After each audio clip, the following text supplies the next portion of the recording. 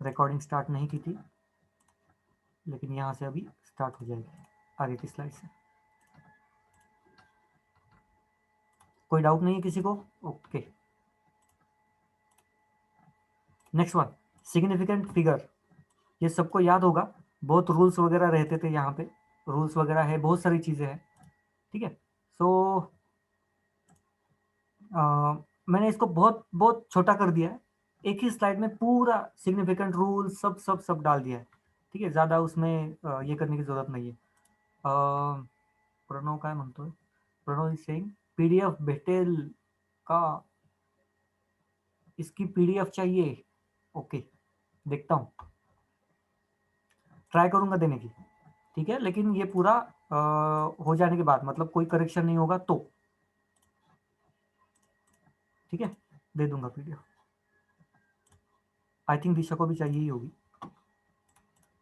हाँ सर। दे दूंगा। Okay, significant figure क्या है या उसके रूल्स कौन कौन से? एकदम सिंपल रूल, पहले रूल देख लेंगे, बाद में एग्जांपल देख लेंगे। Read the non zero numbers, सिर्फ non zero numbers left to right हमें देखने हैं, गिनने हैं, या फिर उसको कंसिडर करना है, जीरो को कंसिडर नहीं करेंगे, ठीक है। Left to right, left to right, यहां से यहां तक, इस डायरेक्शन में। Okay, in addition of subtraction decimal place should not increase and make it least number of significant figure. मतलब क्या है, अब इसका एग्जांपल देख लो।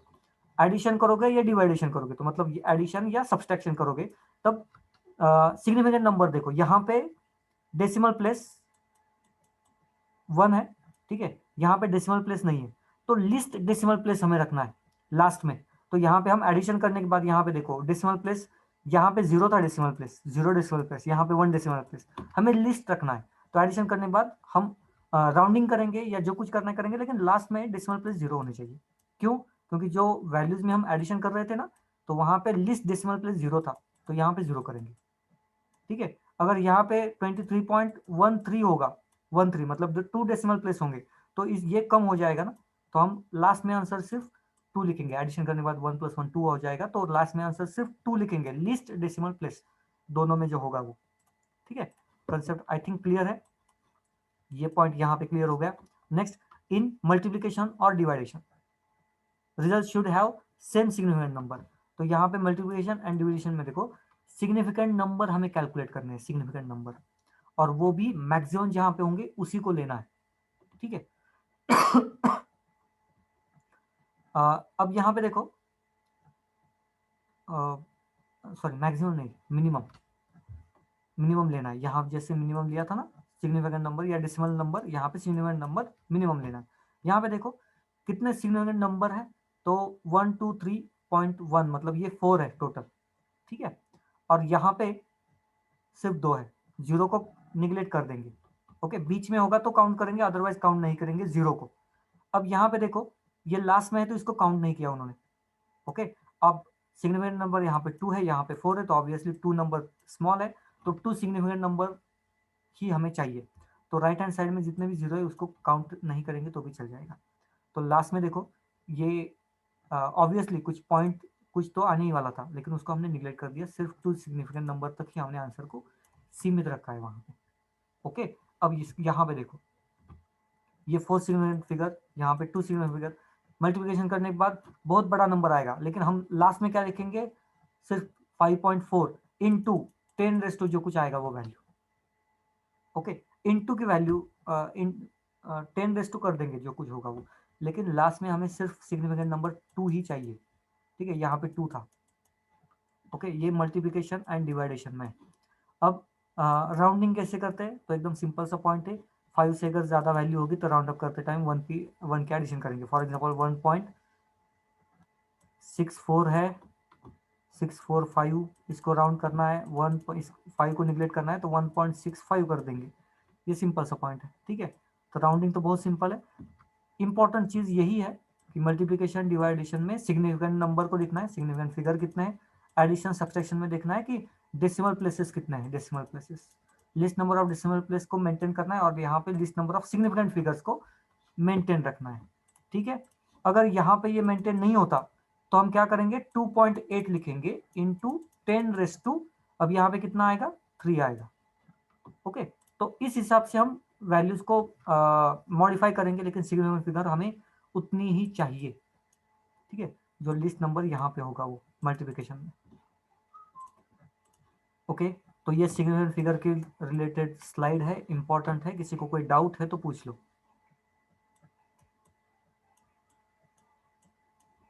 कोई डाउट है तो पूछ लो, नहीं है डाउट मैसेज डाल दो नो डाउट बोल के।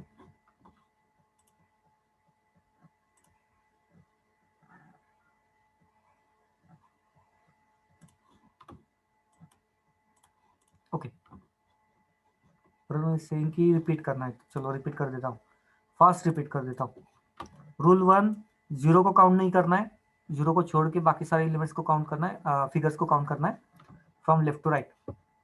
2, पॉइंट नंबर 2, पॉजिटिव नेगेटिव मतलब एडिशन सब्सट्रैक्शन करते टाइम डेसिमल प्लेसेस देखोगे, यहाँ पे मतलब पॉइंट के बाद के नंबर देखोगे कितने नंबर है वो, यहाँ पे एक ही नंबर है, यहाँ पे 0 नंबर है, कोई भी नंबर नहीं है ना डेसिमल के पास, तो आंसर में कोई भी नंबर नहीं होना चाहिए, मतलब डेसिमल के पास कोई भी नंबर नहीं होना चाहिए।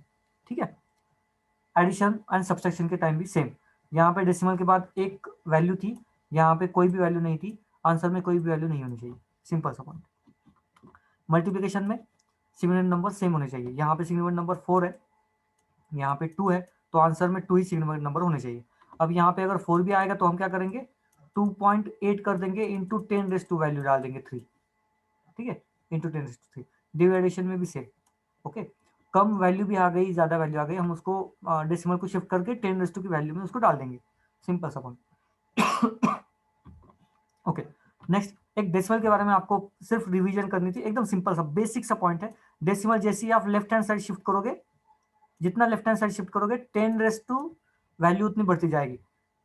ठीक है, एक्स वैल्यू से शिफ्ट करोगे तो 10⁻x आ जाएगा, राइट हैंड साइड से शिफ्ट करोगे तो -x आ जाएगा। ठीक है, एकदम सिंपल सा पॉइंट है, याद रखना इसको।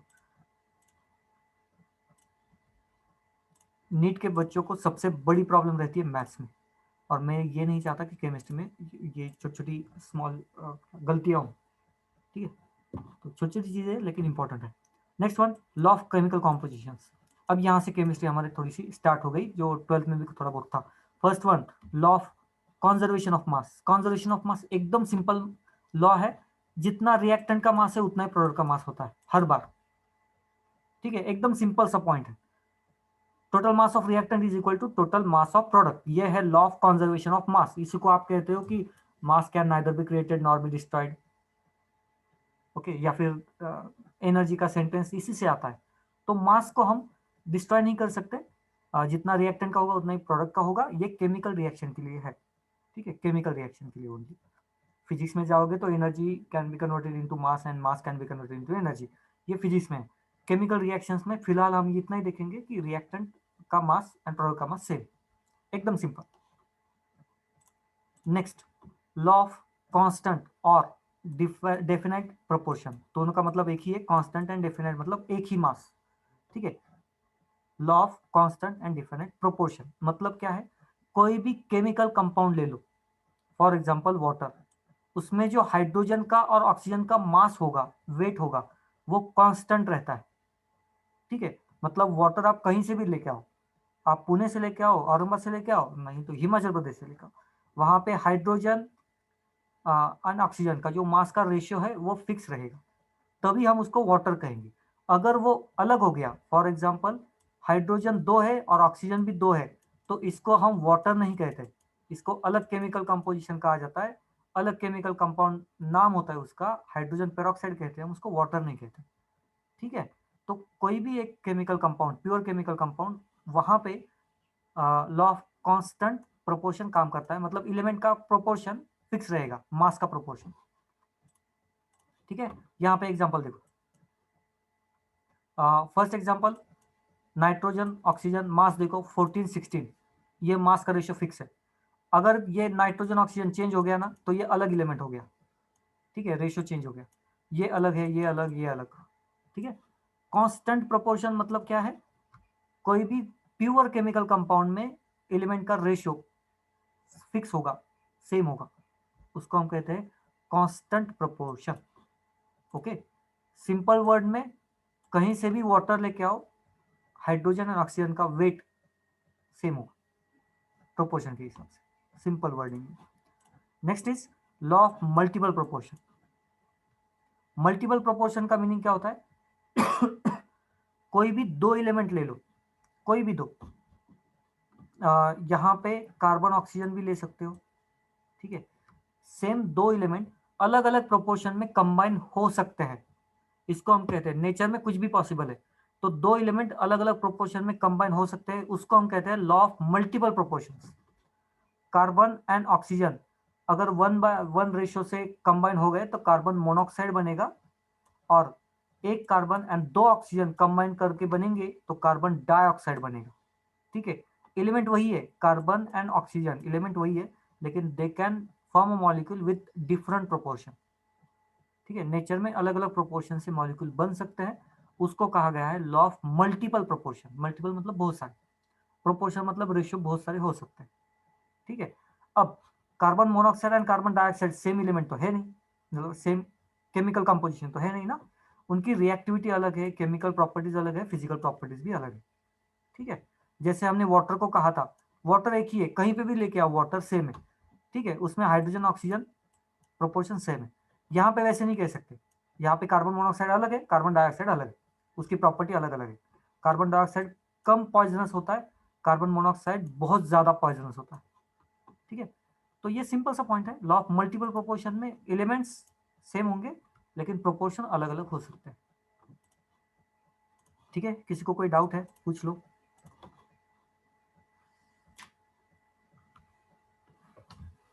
कोई भी डाउट है पूछ लो। नो डाउट, कंफ्यूज नहीं होने देना।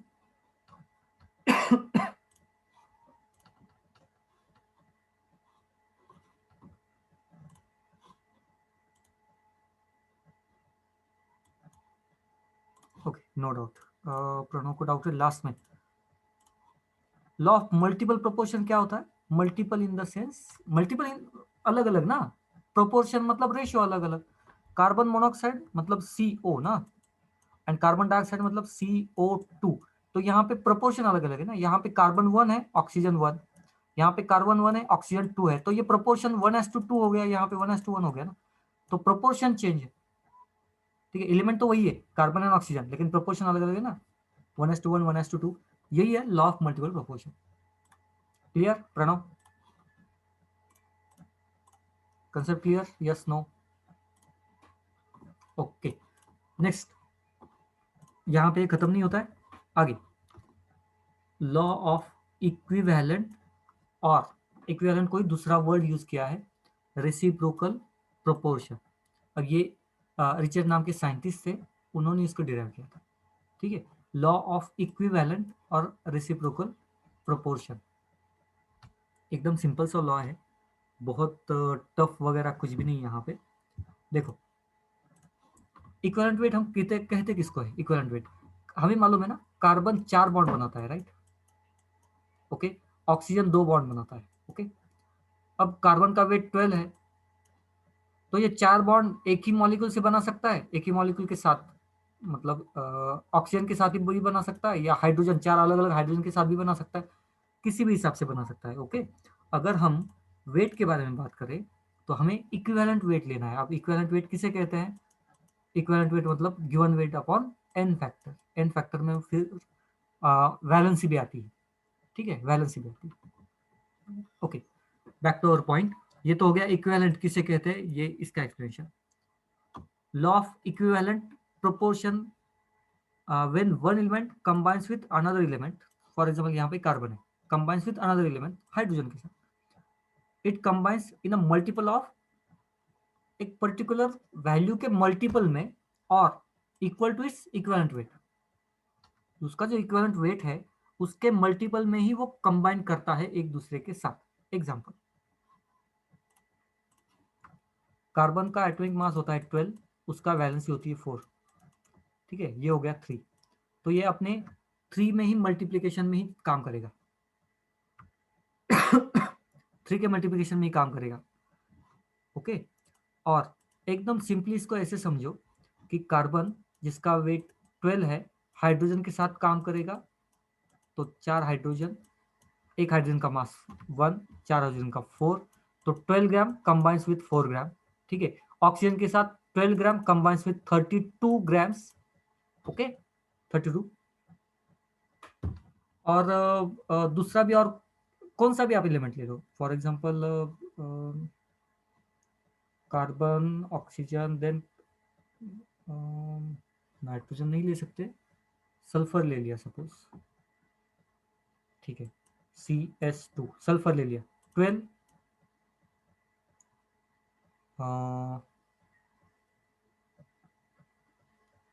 ठीक है, 32, 64, इस हिसाब से भी आप ले सकते हो। मतलब बेसिकली क्या है ना, कार्बन अपने रेशो के हिसाब से कंबाइन करता है, मतलब 3 बॉन्ड के हिसाब से कंबाइन करता है, सॉरी 4 बॉन्ड के हिसाब से कंबाइन करता है। 4 हाइड्रोजन है, तो 4 हाइड्रोजन 4 ग्राम। ये तो यहाँ पे देखो 12 gram combines with 4 gram, 12 gram combines with 32 gram. Okay, अब ये किस पे डिपेंड है, इक्विवेलेंट वेट पे डिपेंड। कार्बन का इक्विवेलेंट वेट कितना होगा, विच इज नथिंग बट 3। कैसे निकाला हमने, बॉन्ड को डिवाइड किया, मतलब 12 डिवाइडेड बाय जो कि मास है उसका, 12 डिवाइडेड बाय बॉन्ड 4। ठीक है, तो ये 3 के मल्टीप्लिकेशन में ही कंबाइन करता है। ठीक है, ये क्यों यूज करते हैं, इसको यूज क्यों किया जाता था पहले। पहले हमें मॉलिक्यूलर मास वगैरह इतना कंप्लीट मालूम नहीं था, तो कार्बन को अगर बीच में रखे तो हाइड्रोजन एंड ऑक्सीजन को कंबाइन करना है, तो किस हिसाब से कंबाइन होगा, तो ये यहीं से इसको निकालते थे। अब यहाँ पे देखो एक सिंपल इंटरेस्टिंग चीज, इसका एप्लीकेशन देखो। यहाँ पे 1 कार्बन यूज किया, ठीक है, एक कार्बन को कंबाइन करने के लिए कितने हाइड्रोजन यूज करने पड़े, 4 हाइड्रोजन यूज करने पड़े। ठीक है, अब एक यहाँ पे दूसरे मॉलिक्यूल में एक कार्बन को यूज किया है फिर से, लेकिन उसको कंबाइन करने के लिए 2 ऑक्सीजन यूज करने पड़े। ठीक है, अब अगर इन दोनों को कंबाइन करना है तो कौन सा कंपाउंड बनाना पड़ेगा हमें, ऑब्वियसली कॉमन कंपाउंड H2O बनाते हैं। ऑब्वियसली 4 हाइड्रोजन है तो उसको 2 टाइम्स H2O करेंगे। ठीक है, अब ये जो 2 एलिमेंट्स कंबाइन हो गए, ये एग्जैक्टली देखो आप, दो मॉलिक्यूल्स, 2 मोल्स, 2 कोएफिशिएंट हमने यूज किया ना, तो ये completely 4 hydrogen and 2 oxygen utilise हो गए यहाँ पे। ठीक है, यूटिलाइज हो गए। तो ये क्यों होता है, it's only because of equivalent weight. Intermediate जो है ना कार्बन, वो इक्विवेलेंट वेट का काम करता है। ठीक है, आई होप ये आपको समझ में आ रहा होगा। लॉ ऑफ इक्विवेलेंट का सिंपल मतलब, अगर ये नहीं समझ में आ गया है, थोड़ा सा डिफिकल्ट लग रहा है, तो इतना ही याद रखो कि अपने इक्विवेलेंट वेट के मल्टीपल में ये कंबाइन करता है, कोई भी एलिमेंट अपने इक्विवेलेंट वेट के मल्टीपल में कंबाइन करता है। ठीक है, इक्विवेलेंट वेट के मल्टीपल।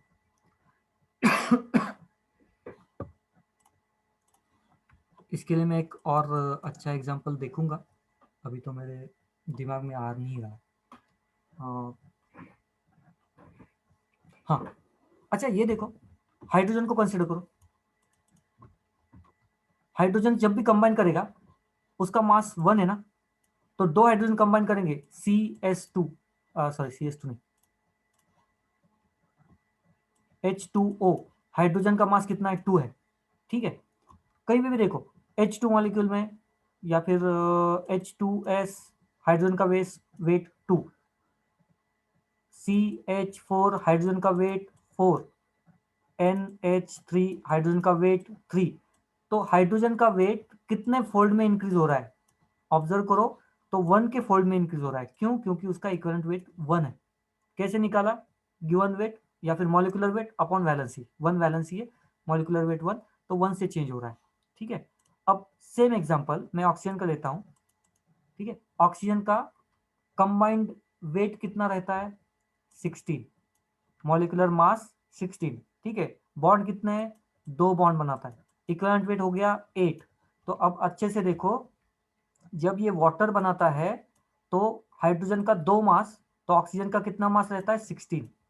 ठीक है, लेकिन जब ये H2O2 बनाता है तो ये कितना हो गया, 32, ये हो गया 2। ओके, इसी हिसाब से कार्बन और ऑक्सीजन को भी आप कंसिडर करो, तो ये क्या करेगा, कार्बन का 12, ऑक्सीजन 32 अगेन, तो ये बार बार क्या करता है, 8 के मल्टीप्लिकेशन में बॉन्ड बनाने का ट्राई करता है, 8 के मल्टीप्लिकेशन, ठीक है। तो ये सिंपल उसका लॉजिक है, इक्विवेलेंट वेट आपको निकालना पड़ेगा यहाँ पे, okay. Next one, law of combining volume, Gay-Lussac's law है, एकदम सिंपल सा law, volume as a concentration use करते हैं, यहाँ पे volume as a concentration use करते, एकदम सिंपल सा लॉ है। मतलब बताता हूँ आपको, देखिए पुराने जमाने में क्वांटिटी गिनने के लिए कोई पैरामीटर नहीं था। फॉर एग्जांपल कार्बन गिनना है या कोई भी केमिकल कंपाउंड गिनना है तो ग्राम में गिन सकते हैं, लेकिन समझ में नहीं आता था ना वो कितना आ गया, ठीक है। और गैसेस को कैसे गिनेंगे, गैसेस को वेट के हिसाब से तो गिन भी नहीं सकते, राइट। तो गे-लुसैक्स लॉ का ये कहना था, बेसिकली ये कहना था कि जितना वॉल्यूम है गैस का, उस हिसाब से गैस की क्वांटिटी डिफाइन होगी। एकदम सिंपल सा पॉइंट, आप वॉल्यूम को डबल कर दो तो क्वांटिटी डबल हो जाएगी, ओके। अब सिंपल सा मैं आपको बता दूं, मैं अगर एक केमिकल रिएक्शन परफॉर्म कर रहा हूँ, carbon plus oxygen gives carbon monoxide, ठीक है। एंड सेकंड रिएक्शन परफॉर्म कर रहा हूँ, carbon plus 2 oxygen 2O gives CO2, ठीक है। कार्बन तो सॉलिड है तो उसको तो निग्लेक्ट कर दो, मैं सिर्फ ऑक्सीजन के बारे में अब फोकस कर रहा हूँ। यहाँ पे ऑक्सीजन कितना चाहिए, तो 1 मोल चाहिए। सपोज कार्बन 1 मोल है तो ऑक्सीजन 1 मोल चाहिए, तो उसके लिए कुछ एक्स वॉल्यूम ऑक्सीजन चाहिए हमें, एक्स वॉल्यूम, ठीक है। तो वो कार्बन मोनोऑक्साइड बनेगा। अब यहाँ पे 2 ऑक्सीजन चाहिए, मतलब वॉल्यूम कितना लेना पड़ेगा, ऑक्सीजन कैसे गिनेंगे हम, वॉल्यूम है ना, उस टाइम पे वॉल्यूम से ही गिनते थे। तो गे-लुसैक्स का सिंपल कहना था, अगर आपको क्वांटिटी डबल करनी है तो वॉल्यूम को डबल कर दो, मतलब यहाँ पे कितना वॉल्यूम लोगे आप, तो 2x वॉल्यूम लोगे। ये इतना सिंपल बेसिक रूल था गे-लुसैक्स का, ठीक है। तो when gases reacts they simply reacts with their ratio of volume, volume के रेशियो से वो रिएक्ट करेंगे। अगर आप वॉल्यूम आधा कर दोगे तो वो आधी क्वांटिटी में रिएक्ट करेंगे, अगर आप वॉल्यूम डबल कर दोगे तो वो डबल क्वांटिटी में रिएक्ट कर देंगे, ठीक है। ये था लॉ ऑफ कंबाइनिंग वॉल्यूम। बाद में मोल कंसेप्ट आ गई, बाद में एवोगाड्रोस लॉ आ गया। एवोगाड्रोस लॉ क्या कहता है, 1 mole is equal to 22.4 litre of gas. एकदम सिंपल सा पॉइंट, कौन सा भी गैस लेके आओ स्टैंडर्ड रूम टेम्परेचर प्रेशर में, वो 1 mole is equal to 22.4 litre ही होगा। ये फिक्स्ड वॉल्यूम है या फिक्स्ड क्वांटिटी है उनकी, ठीक है। तो ये उन्होंने एवोगाड्रोस लॉ में ये उन्होंने डिफाइन कर दिया था। तो गे-लुसैक्स लॉ के बाद ये लॉ आया था, और सिर्फ डिफाइन करने के लिए मोल कंसेप्ट को इंट्रोड्यूस करने का काम एवोगाड्रोस ने किया था, बाकी कुछ भी काम नया काम उन्होंने नहीं किया था, ठीक है। इस स्लाइड में कोई भी डाउट है तो पूछ लो, किसी को भी कोई डाउट है तो पूछ लो, डाउट नहीं है तो नो डाउट बोल के डाल दो, या नो डाल डाल दो चैट बॉक्स में, थोड़ा मुझे पता चले।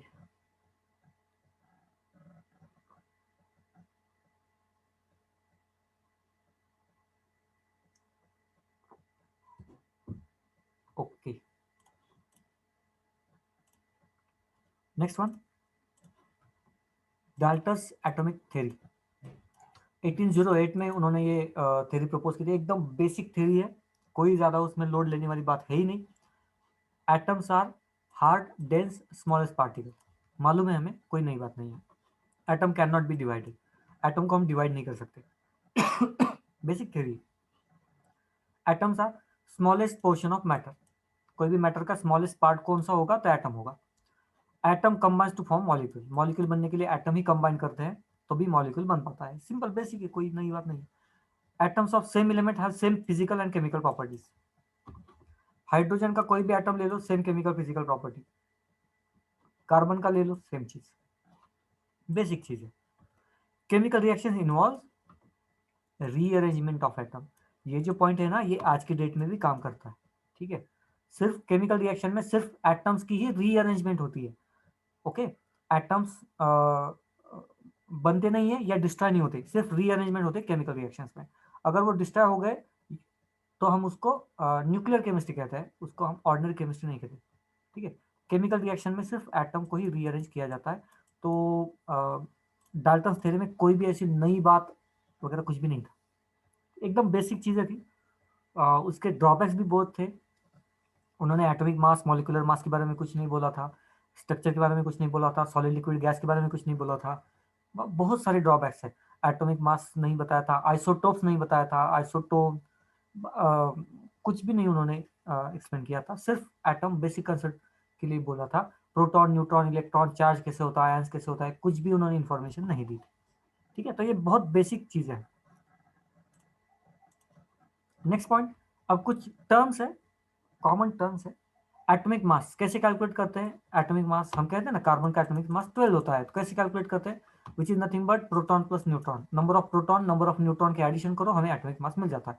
कार्बन जिसमें नंबर ऑफ प्रोटॉन्स रहते हैं 6, न्यूट्रॉन रहते हैं 6, तो उनके एडिशन करने के बाद हमें वैल्यू मिलती है 12, इसलिए हम कहते हैं कार्बन का एटॉमिक मास होता है 12 ग्राम पर मोल या 12 म्यू। ठीक है, 12 म्यू एकदम बेसिक है एटॉमिक मास के लिए। नाइट्रोजन 14 कैसे आया? 7+7। ठीक है, ऑक्सीजन 16 कैसे आया? 8+8। एकदम सिंपल से पॉइंट्स है जिससे हम कैलकुलेट करते हैं एटॉमिक मास कितना है, क्या है, ये सारी चीजें।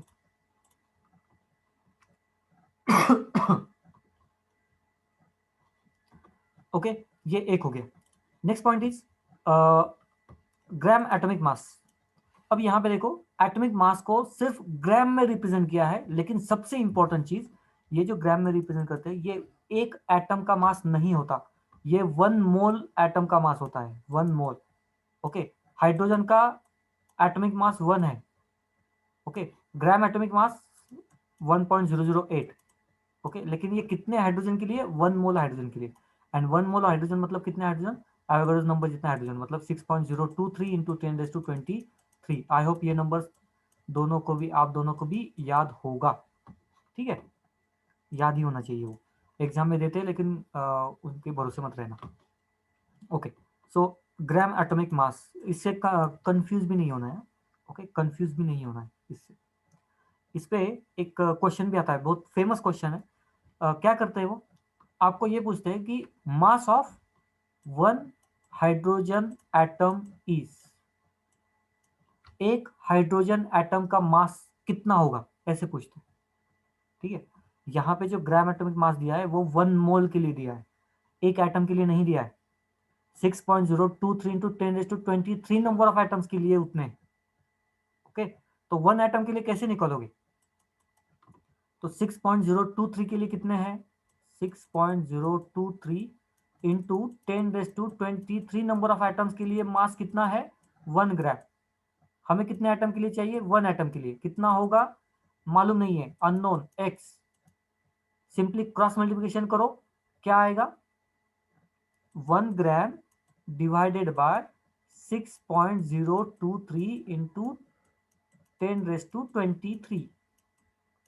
ठीक है, आगे क्या करोगे कैलकुलेशन? 23 को ऊपर लेके जाओगे तो माइनस हो जाएगा, तो ये कैलकुलेशन तो करना बहुत मुश्किल है, लेकिन जो भी आएगा मल्टीप्लाइड बाय 10⁻23 आएगा। और आंसर में एक ही ऐसा ऑप्शन होगा जहां पे -23 होगा। पॉइंट समझ में आ रहा है? ये बहुत फेमस क्वेश्चन है, ये बहुत बार पूछा गया है। ओके, ये एक चीज। Second one, average atomic mass. एकदम सिंपल, आइसोटोप्स अलग अलग रहते हैं ना, हाइड्रोजन, ड्यूटेरियम, ट्रिटियम। तो अब ये पॉइंट जीरो, ये 1.008 कहाँ से आया? तो ये 8 क्यों आता है? इट्स बिकॉज ऑफ आइसोटोप्स, अलग अलग आइसोटोप्स होते हैं, उनका नेचर में जितना अबेंडेंस है उसके हिसाब से एवरेज एटॉमिक मास निकाला जाता है। फॉर एग्जांपल, निकालते क्यों है ये मैं आपको बता दूं। नेचर में अगर आपने ऐसे ही हाइड्रोजन मॉलिक्यूल को उठा लिया या प्यूरिफिकेशन कर लिया हाइड्रोजन मॉलिक्यूल्स को, तो वहां पे सिर्फ हाइड्रोजन नहीं होगा, हाइड्रोजन के साथ साथ ड्यूटेरियम होगा, ट्रिटियम होगा, राइट। तो इन सब का एक मास, एवरेज मास तो हमें मालूम होना चाहिए ना। तो एवरेज मास मतलब उसका एबंडेंस कितना है, कौन कौन से आइसोटोप्स, उसका एबंडेंस एंड उसका एवरेज। ठीक है, अच्छा, ये सेशन डिस्कनेक्ट हो सकता है, आपको सबको फिर से ज्वाइन करना है सेशन को, सेम लिंक के साथ। सेम लिंक पे क्लिक करके फिर से ज्वाइन करना है सेशन को। मैं सेशन अभी डिस्कनेक्ट कर रहा हूं।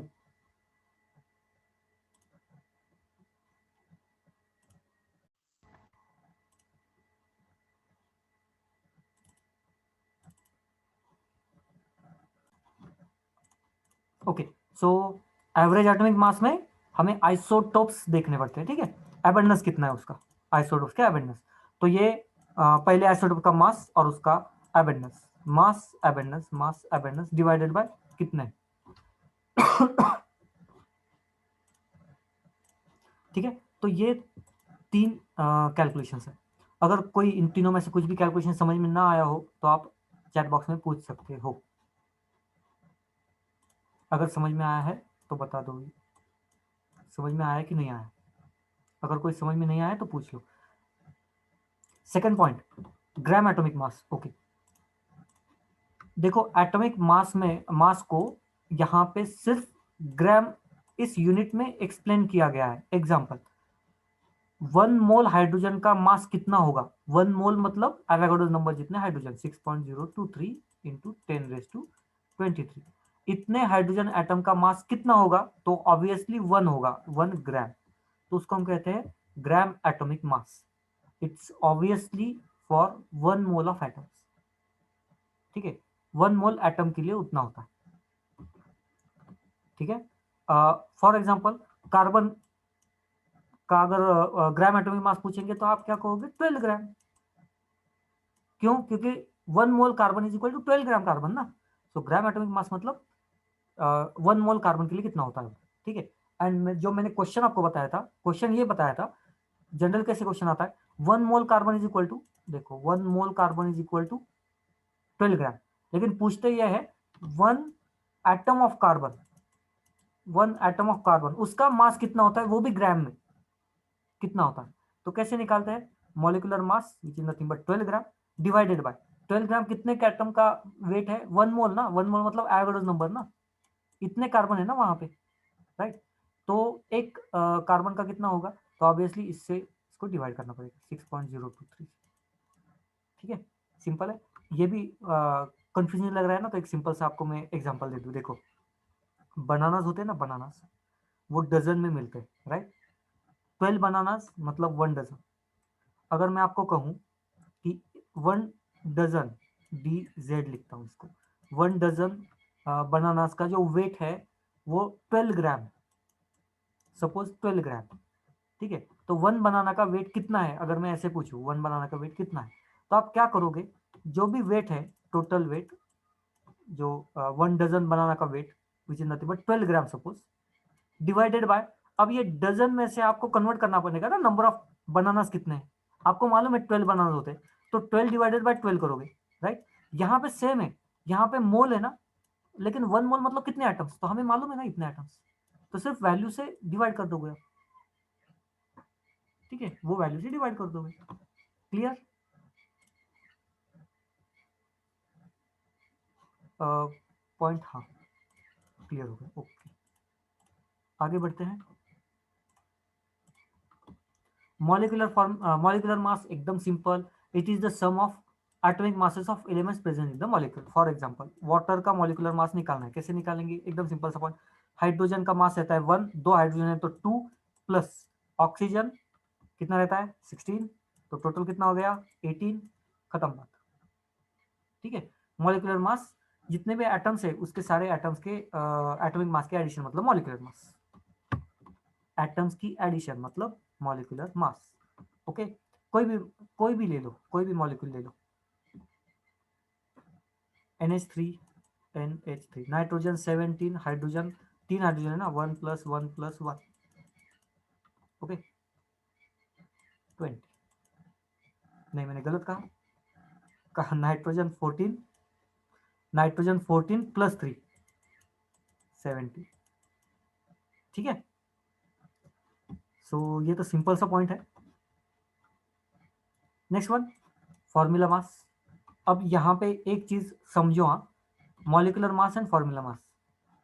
Formula mass most of the cases में ये सिर्फ आयनिक कंपाउंड के लिए यूज करते हैं, normally calculated for ionic compound. ठीक है, अब नेक्स्ट चैप्टर में, सेकंड चैप्टर में हमें मालूम है आयनिक कंपाउंड किसे कहते हैं, सॉलिड स्टेट में हमने पढ़ा था आयनिक कंपाउंड। NaCl उसका वेल नोन एग्जाम्पल है। तो NaCl जो है वो क्रिस्टल बनाता है ना, राइट। तो कोई मॉलिक्यूल नहीं होता, जैसे वाटर का एक मॉलिक्यूल होता है उसको हम अलग से निकाल सकते हैं, ये क्रिस्टल है। ठीक है, NaCl का क्रिस्टल रहता है, वो क्रिस्टल ही पूरा बाहर आता है। तो क्रिस्टल्स के लिए या फिर आयनिक कंपाउंड के लिए हमें फॉर्मूला मास कैलकुलेट करना पड़ता है। कैसे निकालते हैं, it is the sum of atomic masses of all the atoms in formula unit.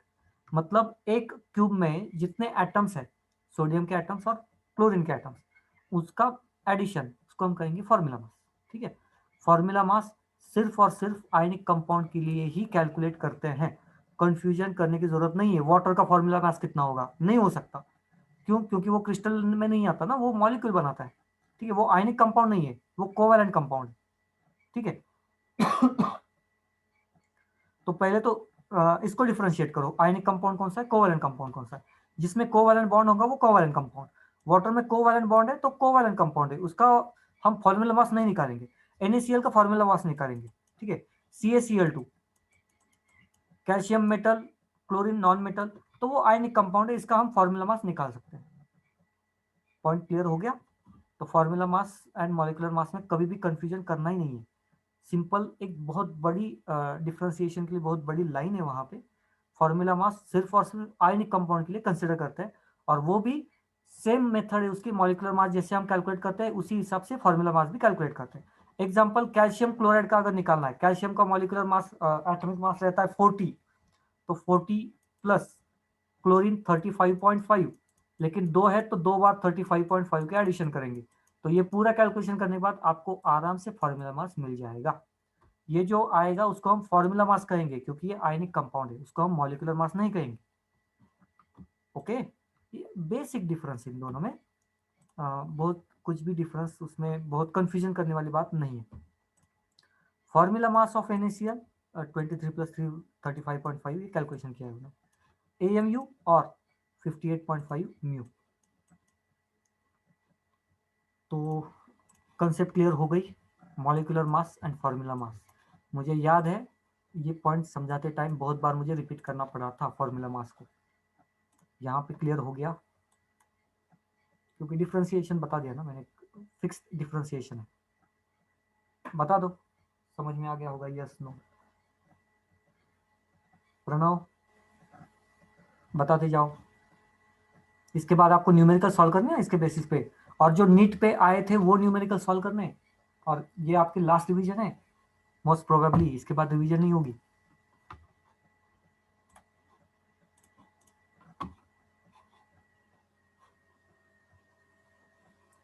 Okay, ionic compound and molecular compound या कोवैलेंट कंपाउंड सबको मालूम है ना। आयनिक कंपाउंड, आयनिक कंपाउंड कैसे आइडेंटिफाई करते हैं? मेटल एंड नॉन मेटल के combination से बनता है वो आयनिक कंपाउंड।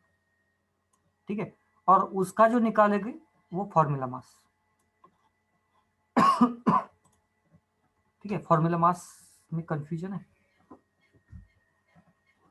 सिंपल सा पॉइंट है, फॉर्मूला मास आयनिक कंपाउंड होगा तो उसको हम कहेंगे फॉर्मूला मास। एकदम सिंपल, कैलकुलेट वैसे ही करना है ना, नई चीज नहीं है ना, वहां पे कोई फॉर्मूला अलग नहीं है। एटॉमिक मासेस ले लो और उनके एडिशन कर दो।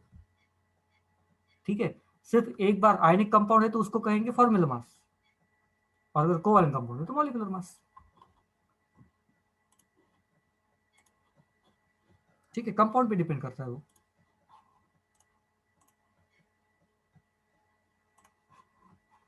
ठीक है, आई होप क्लियर हो गया होगा। Next point, equivalent weight. अब ये इक्विवेलेंट वेट बहुत बार फॉर्मूला आता है, इक्विवेलेंट वेट आगे भी डिस्कस करेंगे, लेकिन क्योंकि अभी आपको केमिस्ट्री सब मालूम है 11 12 की, तो मैं कोई भी पॉइंट आगे के लिए नहीं रखूंगा। ओके, इक्विवेलेंट वेट कैसे कैलकुलेट करते हैं? यूनिवर्सल फॉर्मूला है उसका, एटॉमिक वेट और मॉलिक्यूलर वेट, जिसका भी आपको इक्विवेलेंट वेट निकालना है, एटम हो या मॉलिक्यूल हो, उसका weight divided by N factor. अब एन फैक्टर क्या होता है? N factor for acid is basicity, N factor for base is acidity, for salt is charge on ion, and in redox reaction is transfer of electron. बहुत सारी चीजें एक ही slide में है, अब वन बाय वन एक्सप्लेन करता हूं आपको। सिंपल सा फैक्टर, इक्विवेलेंट वेट निकालना है। अब आप समझो, मैं पहले तो एसिड के लिए बात करता हूँ। मैंने दो एसिड लिए, एक एसिड है HCl, दूसरा एसिड है H2SO4। ठीक है, उसको मुझे इक्विवेलेंट वेट निकालना। HCl एक मॉलिक्यूल कितने बेस के साथ रिएक्ट हो सकता है? तो ऑब्वियसली HCl में एक ही H प्लस है, तो एक बेस के साथ रिएक्ट हो सकता है, राइट? तो उसकी बेसिसिटी हो गई 1। ओके, H2SO4 इसके पास दो हाइड्रोजन है, तो ये कितने बेस के साथ रिएक्ट हो सकता है? तो ऑब्वियसली दो बेस के साथ, इसलिए H2SO4 की बेसिसिटी हो गई 2।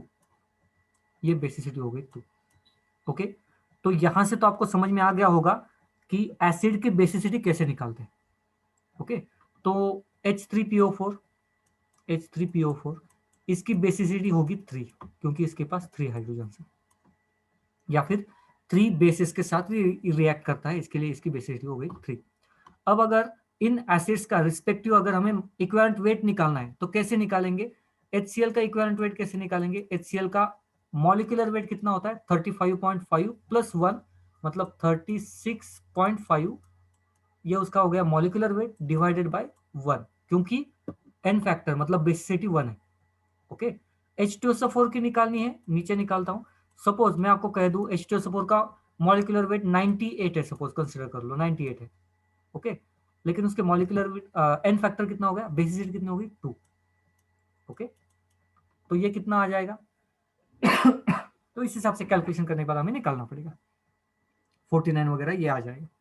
ठीक है, उसी हिसाब से H3PO4 इसका मॉलिक्यूलर वेट हमें निकालना पड़ेगा, और इसका मुझे याद नहीं है, लेकिन एन फैक्टर क्या होगा? 3। पॉइंट समझ में आ रहा है? इक्विवेलेंट वेट कैसे निकाला एसिड का, ये समझ में आ गया। बेसिसिटी के हिसाब से इक्विवेलेंट वेट अलग अलग क्यों आया, कैसे आया, समझ में आया कि नहीं आया? यस नो डाल दो, फास्ट डाल दो मैसेज। यस नो, समझ में आया कि नहीं आया? मैं 1 बाय 1 जाना चाहता हूं, बहुत धीरे धीरे जाना चाहता हूं। ओके, अब एसिड का आपको समझ में आ गया, तो बेस का भी तो इजीली समझ में आ जाएगा।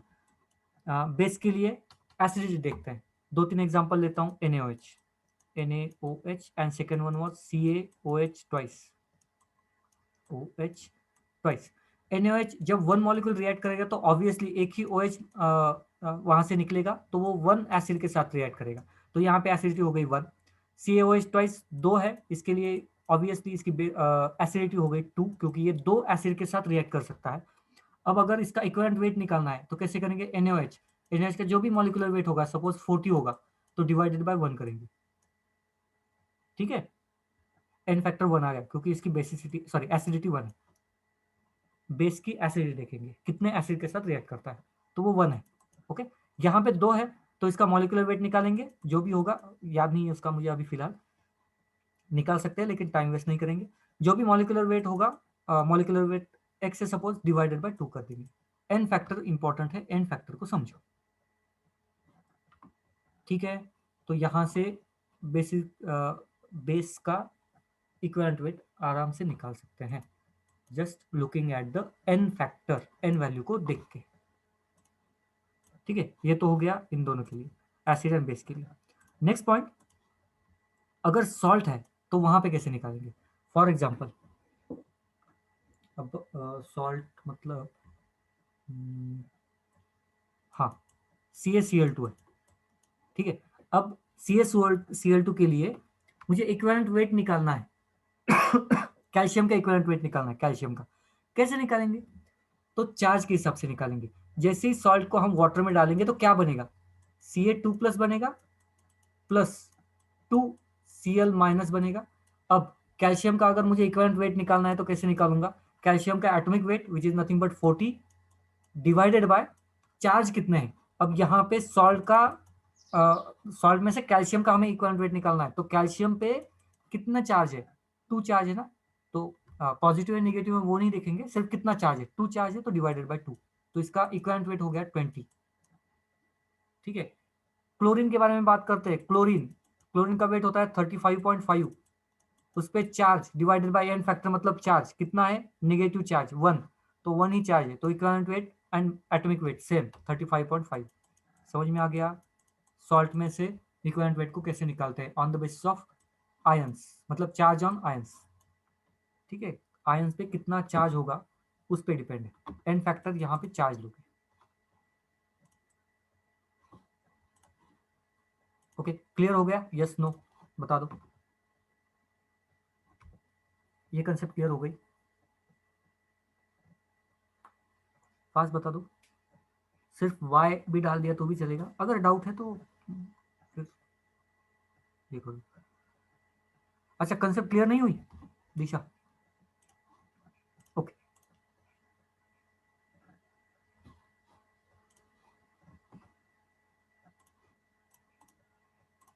देखो कोई भी एक सॉल्ट ले लो, सॉल्ट मतलब क्या होता है, combination of metal and non metal ना। तो मैंने यहाँ पे CaCl2 लिया था, आप दूसरा भी ले सकते हो, MgBr2, ठीक है। Mg मेटल है, Br2 नॉन मेटल है, राइट। ये हो गया सॉल्ट। ये अगर वाटर में डाल दोगे तो क्या बनेगा, तो ऑब्वियसली Mg जिसपे 2+ चार्ज होगा, एड प्लस ब्रोमीन बाहर आएगा ना, Br- और वो 2 ब्रोमीन, राइट। अब अगर पूछा जाए कि मैग्नीशियम Mg का इक्विवेलेंट वेट कितना है, तो आप कैसे निकालोगे equivalent weight, atomic weight magnesium का which is nothing but I think 24 है, हाँ 24 डिवाइडेड बाय क्या करोगे, चार्ज 2। पॉइंट समझ में आ रहा है, ये हो गया 12, हो गया इसका मैग्नीशियम का equivalent wait present in salt. अब ऐसे क्यों करना पड़ता है, क्योंकि बहुत सारी जगह पे एटम जो होते हैं ना वो अलग अलग ऑक्सीडेशन स्टेट दिखाते हैं, तो इस वजह से हमें इसको चेंज करना, चेंज मतलब एन फैक्टर चेंज होता है, नंबर ऑफ आयंस चेंज होते हैं। दूसरा एग्जांपल देता हूँ आपको, Mn मालूम है ना, Mn +2 ऑक्सीडेशन स्टेट भी दिखाता है, +5 भी दिखाता है, सबको मालूम है, ठीक है। तो ऑक्सीडेशन स्टेट चेंज हो गई तो इक्विवेलेंट वेट चेंज हो जाएगा। एग्जांपल MnO4 एंड MnO2, यहाँ पे मैं KMnO4 लेता हूँ, KMnO4 यहाँ पे Mn पे चार्ज होता है +7, कैलकुलेट करके देख सकते हो आप। तो यहाँ पे Mn का ऑक्सीडेशन, ये इक्विवेलेंट वेट कैसे निकालोगे, Mn का जो भी उसका वेट होगा डिवाइडेड बाय 7 करना पड़ेगा आपको, ठीक है। और यहाँ पे MnO2 निकालोगे तो Mn पे चार्ज कितना है, +4, तो यहाँ पे क्या करोगे, जो भी उसका वेट है डिवाइडेड बाय 4। तो आपको हर बार क्या करना है, चार्ज जितना है वो चार्ज एज इट इज लेना है एन फैक्टर के लिए। दिशा क्लियर हो गया कि नहीं हो गया, क्लियर हो गया कि नहीं हो गया बताओ, हो गया, ओके चलो आगे बढ़ते हैं। रेडॉक्स रिएक्शन, अब रेडॉक्स रिएक्शन में हमें मालूम है ट्रांसफर ऑफ इलेक्ट्रॉन होता है, ट्रांसफर ऑफ इलेक्ट्रॉन, ठीक है। लेकिन वो हर बार एक ही इलेक्ट्रॉन का ट्रांसफर नहीं होगा ना, दो या दो से ज्यादा इलेक्ट्रॉन्स का ट्रांसफर भी हो सकते हैं। For example sodium Na converts to Na +1 electron, ठीक है। और रेडॉक्स रिएक्शन है तो कुछ मैं एक अच्छी खासी रेडॉक्स रिएक्शन ही लिखता हूँ यहाँ पे देखो, Na+Cl NaCl का कन्वर्जन हो गया। यहाँ पे इसका ऑक्सीडेशन हुआ, इसका रिडक्शन हुआ, नंबर ऑफ इलेक्ट्रॉन 1 ट्रांसफर हो गए, ओके। लेकिन अगर मैं दूसरी रिएक्शन लिखूँ, यहाँ पे इलेक्ट्रॉन का ट्रांसफर 1 है, ये तो सबको समझ में आ गया होगा, ओके। अगर मैं ये ले लूँ, कैल्शियम ले लूँ Ca प्लस ऑक्सीजन ले लूँ, नेसेंट ऑक्सीजन है, कन्वर्ट कर दिया मैंने CaO, तो यहाँ पे रिएक्शन होते टाइम पे नंबर ऑफ इलेक्ट्रॉन ट्रांसफर 2 होंगे, क्यों, क्योंकि calcium gets converted to Ca2+ +2, मतलब 2 इलेक्ट्रॉन दिए, ऑक्सीजन -2 मतलब 2 इलेक्ट्रॉन दिए, तो एक रिएक्शन होते टाइम नंबर ऑफ इलेक्ट्रॉन्स कितने ट्रांसफर हुए, यहाँ पे 2, यहाँ पे कितने हुए फर्स्ट रिएक्शन में 1। तो इस केस में अगर हमें इक्विवेलेंट वेट निकालना है किसी भी यहाँ पे पूरे रिएक्शन में इक्विवेलेंट वेट किसी भी एलिमेंट का, तो हम क्या करेंगे, ट्रांसफर इलेक्ट्रॉन को काउंट करेंगे, ठीक है। इलेक्ट्रोकेमिस्ट्री में इसको हम डिटेल में देखेंगे, इलेक्ट्रोकेमिस्ट्री में एन फैक्टर यूज करते हैं विच is nothing but transfer of electrons, okay. तो ये इस हिसाब से निकाला जाता है रेडॉक्स रिएक्शन में कितने इलेक्ट्रॉन्स ट्रांसफर हो गए, okay. Same as ionic compound या सॉल्ट की तरह ही है, आयनिक कंपाउंड की तरह ही है, रेडॉक्स रिएक्शन में कितने इलेक्ट्रॉन्स ट्रांसफर होते हैं सिर्फ उतना ही देखना है। नेक्स्ट पॉइंट, मोल कंसेप्ट या मोलर मास, एकदम सिंपल है, ये सिर्फ रिप्रेजेंट करने का काम है। 1 mole which is nothing but 6.023 into 10⁻23 particles, कोई भी एटम हो या ग्रुप ऑफ एटम हो या मॉलिक्यूल हो, 1 मोल मॉलिक्यूल मतलब इतने पार्टिकल्स होते ही होते हैं उसमें। पार्टिकल्स कहा है उन्होंने, आयंस होंगे तो आयनिक कंपाउंड होगा तो आयंस, मॉलिक्यूल होंगे तो ऑब्वियसली पार्टिकल्स को मॉलिक्यूल्स कहेंगे वो, ठीक है, जानबूझ के उन्होंने पार्टिकल्स कहा है। Next point is for gases 1 mole is equal to 22.4 litre gases, ये दोनों भी वैल्यूज आपको याद होनी ही चाहिए, ठीक है। एंड थर्ड पॉइंट, अगर मोल आपको कैलकुलेट करना है तो एक ही फॉर्मूला उसके लिए, mole is nothing but given weight upon molecular mass, given weight upon molecular mass. इस पे भी हम न्यूमेरिकल देखेंगे, ठीक है। पहले तो आपको सॉल्व करना है, नहीं आएगा तो आंसर्स तो मिलेंगे ही आपको, सॉल्व हो ना हो आंसर्स आपको मिलेंगे। तो ये given weight upon molecular mass. Next इसके आगे अब थोड़ा सा कॉम्प्लिकेशंस मैंने बढ़ा दिए, इलेक्ट्रोकेमिस्ट्री का पार्ट मैंने यहाँ पे डाल दिया। ओके, अब देखो वाटर है, सपोज मैं आपको कह दूं मेरे पास 36 ग्राम वाटर है, 36 ग्राम वाटर, कितने मोल वाटर है तो कैसे निकालते हैं आप generally, given weight 36 gram divided by water का मॉलिक्यूलर वेट, हाइड्रोजन 2, ऑक्सीजन 16, कितने हो गए 18 डिवाइडेड बाय 18, तो ये कितने मोल आ गए 2 मोल आ गए। ये तो सिंपल है ना calculation, given weight upon molecular wait, ये तो सबको आता है राइट, इसमें तो कोई कंफ्यूजन की बात नहीं है। मोल कैसे निकालते हैं, मैंने अगर पूछा आपको 36 ग्राम वाटर का मोल कितना है तो given weight upon molecular wait. Okay, यहां तक किसी को डाउट है क्या, बताओ, नहीं है तो नो डालो, यहां तक किसी को डाउट है तो बताओ।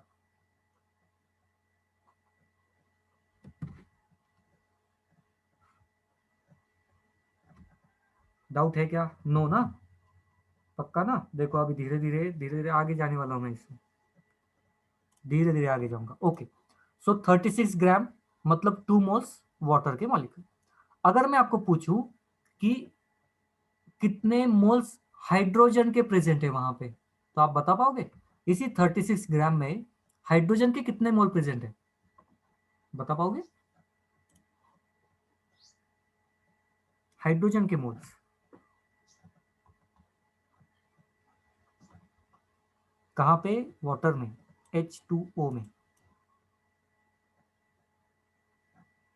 नहीं नहीं नहीं नहीं 18 नहीं, 18 नहीं, 18 नहीं। ओके, फिर से देखो 36 ग्राम 2 मोल्स, क्या है 2 मोल्स H2O। अब मैंने सिर्फ इतना पूछा आपको कि हाइड्रोजन कितने हैं। अच्छा, 1 मोल जब भी वाटर होगा H2O तो उसमें हाइड्रोजन कितने हैं, वाटर में हाइड्रोजन कितने होते हैं, 2 ना, तो 1 मोल वाटर मतलब 2 मोल्स हाइड्रोजन राइट।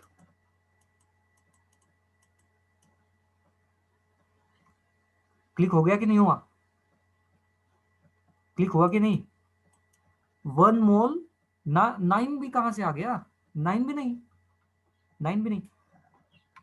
अच्छा एक सिंपल सा पॉइंट है, ये मैं पूरा कंफ्यूजन आपका क्लियर कर देता हूं। ओके, ये वाटर मतलब एक व्हीकल है जहां पे हाइड्रोजन मतलब 2 पहिए, ठीक है, 2 पहिए, और ये सपोज एक उसको क्या कहेंगे, हैंडल है, ऑक्सीजन मतलब हैंडल है, एकदम सिंपल सा पॉइंट। एक व्हीकल में 2 पहिए है, एक हैंडल है, ठीक है, मेरे पास 2 पहिए, 2 हैंडल, सॉरी 2 व्हीकल्स है, तो कितने पहिए होंगे, इसको थोड़ा सा मैं सिंप्लीफाई कर दूं क्योंकि मुझे लगता है ये पॉइंट डिटेल में लेना पड़ेगा।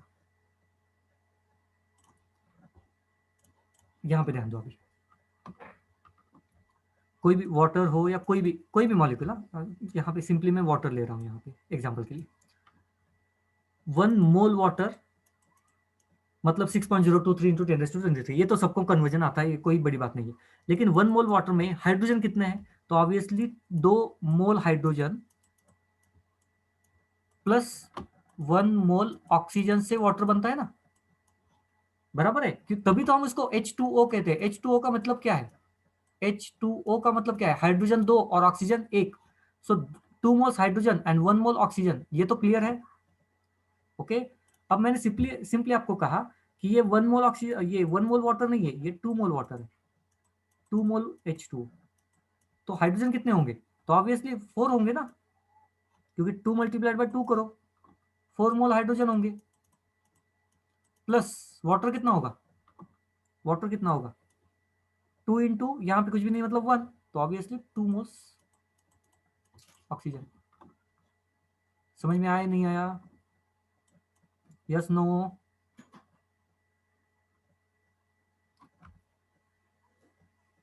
दोनों को भी बताना है। प्रणव, समझ में आया कि नहीं? मुझे आंसर चाहिए। अब ये कंसेप्ट क्रिस्टल क्लियर अभी होने ही चाहिए।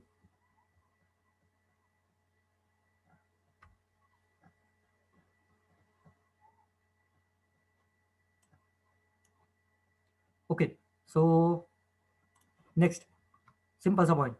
अगर मैं 10 मोल वाटर ले लूं, H2O 10 मोल, ठीक है, तो उसमें हाइड्रोजन कितने मोल है?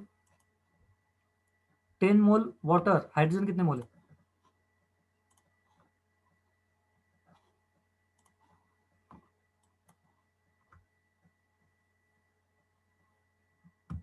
हाइड्रोजन की moles, yes, very good, 20 hydrogen के मोल्स है। ओके प्रणव, आंसर नहीं आ रहा?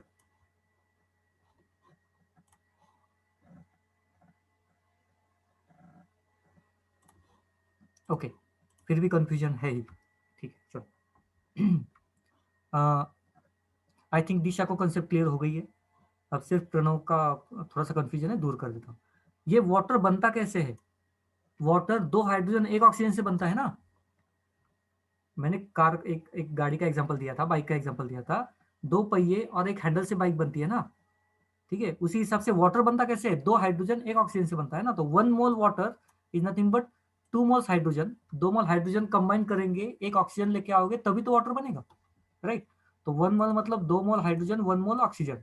अब ये अगर 1 नहीं होगा, 2 मोल होंगे, मतलब दो व्हीकल है आपके पास, तो दो व्हीकल मतलब 4 पहिए होंगे ना।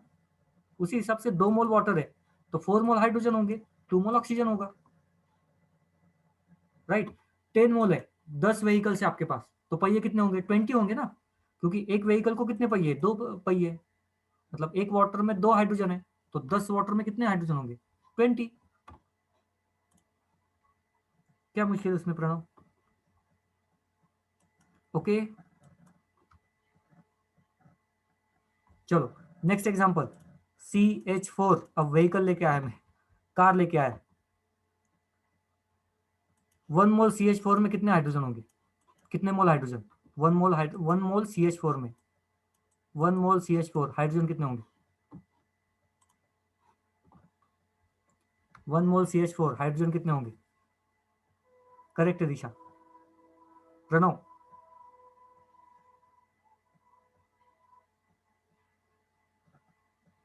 CH4,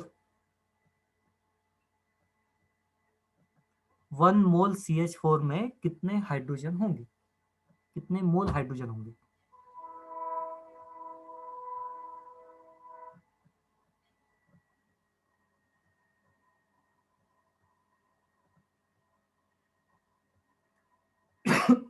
यस, 4 मोल हाइड्रोजन होंगे, ठीक है। एकदम सिंपल सा पॉइंट है, क्योंकि एक इसमें 4 है ना, कोरिलेशन देखो। उसी हिसाब से 10 हो गए तो 40 कहेंगे एंड सो ऑन, ठीक है। क्वेश्चन कौन सा आता है? क्वेश्चन हर बार यही आता है कि नंबर ऑफ हाइड्रोजन कितने हैं, नंबर ऑफ ऑक्सीजन कितने हैं, नंबर ऑफ बाकी की चीजें कितने हैं। फॉर एग्जाम्पल CO2 है, 20 मोल CO2, CO2, उसमें ऑक्सीजन कितने होंगे बताओ? कितने मोल ऑक्सीजन होंगे? ऑक्सीजन, हाँ, O2 नहीं, सिर्फ ऑक्सीजन। सिंपल आ गया सबको अभी, ठीक है। दिशा का तो क्लियर हो गया शायद। चलो इसको मैं थोड़ा सा अच्छे से लिखता हूँ। 20 mole CO2 equals to 40 mole oxygen, ठीक है। अब सिंपल सा पॉइंट, 40 मोल ऑक्सीजन मतलब कितने एटम्स ऑफ ऑक्सीजन? ऑक्सीजन के कितने एटम्स, कैसे कैलकुलेट करूंगा? क्या करना पड़ेगा मुझे? आपको मालूम है 1 मोल ऑक्सीजन मतलब कितने होते हैं? 6.023 इंटू 10⁻23 ऑक्सीजन के एटम्स होते हैं। अब हमारे पास कितने एटम्स है? ऑक्सीजन के मोल्स कितने हैं? 40 मोल्स है। अब एटम्स निकालो, कैसे निकालोगे? 40 मोल्स है ना, इनटू 1 मोल में कितने एटम्स होते हैं? 6.023। हमारे पास कितने हैं? 40 मोल्स है, तो 40 मल्टीप्लाइड बाय 6.023। समझ में आया कि नहीं? हाँ ना बोलो, बताओ समझ में आया कि नहीं आया कैलकुलेशन? तो ये बेसिकली इस टाइप के क्वेश्चंस आते हैं, घुमा फिरा के क्वेश्चंस आते हैं। आपको बोलेंगे पहले मोल्स वाटर के हैं या CO2 के मोल्स है, नंबर ऑफ एटम्स निकालो ऑक्सीजन के। इस टाइप के क्वेश्चंस बहुत कॉमन है, और नीट के बच्चों को थोड़ा सा मैथमेटिकल बेस्ड क्वेश्चन ज्यादा पूछे जाते हैं। ठीक है, चलो। सो ये हो गया मोल्स कैसे निकालते हैं। अब चार्ज को कैसे निकालते हैं? एकदम सिंपल सा पॉइंट। चार्ज को कैसे निकालते हैं?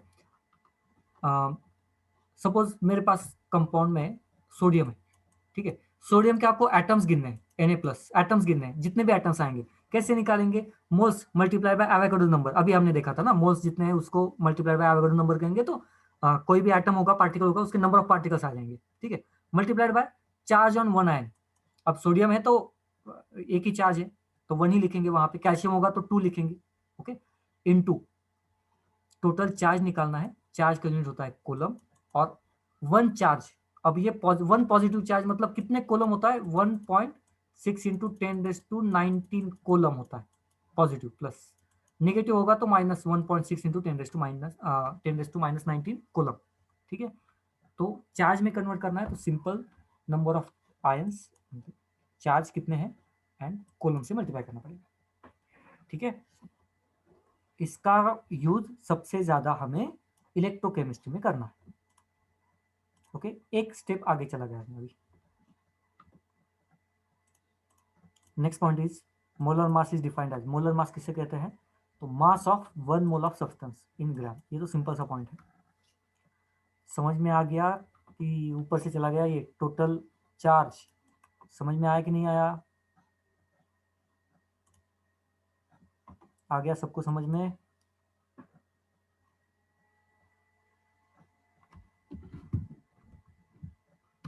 चलो, दिशा को तो आ गया है।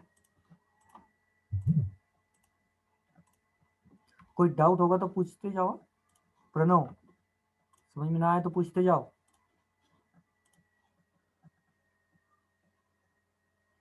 हाँ, फॉर्मूला याद रखोगे तो भी चल जाएगा, फॉर्मूला याद रखोगे तो भी चल जाएगा, कोई इशू नहीं, ठीक है। Next one, percent composition. अच्छा, एक काम करते हैं, अभी ये सेशन एंड होने के बाद एक 5 मिनट का ब्रेक लेंगे, ठीक है। अभी कितना स्लाइड बाकी है? 4 स्लाइड बाकी है, ओके। तो 5 मिनट का ब्रेक लेंगे एंड देन वापस से स्टार्ट कर देंगे, ठीक है। न्यूमेरिकल के लिए तो मैं आपको थोड़ा टाइम बाद ये दे दूंगा, मैं शीट्स वगैरह दे दूंगा, आंसर उसके मिल जाएंगे आपको।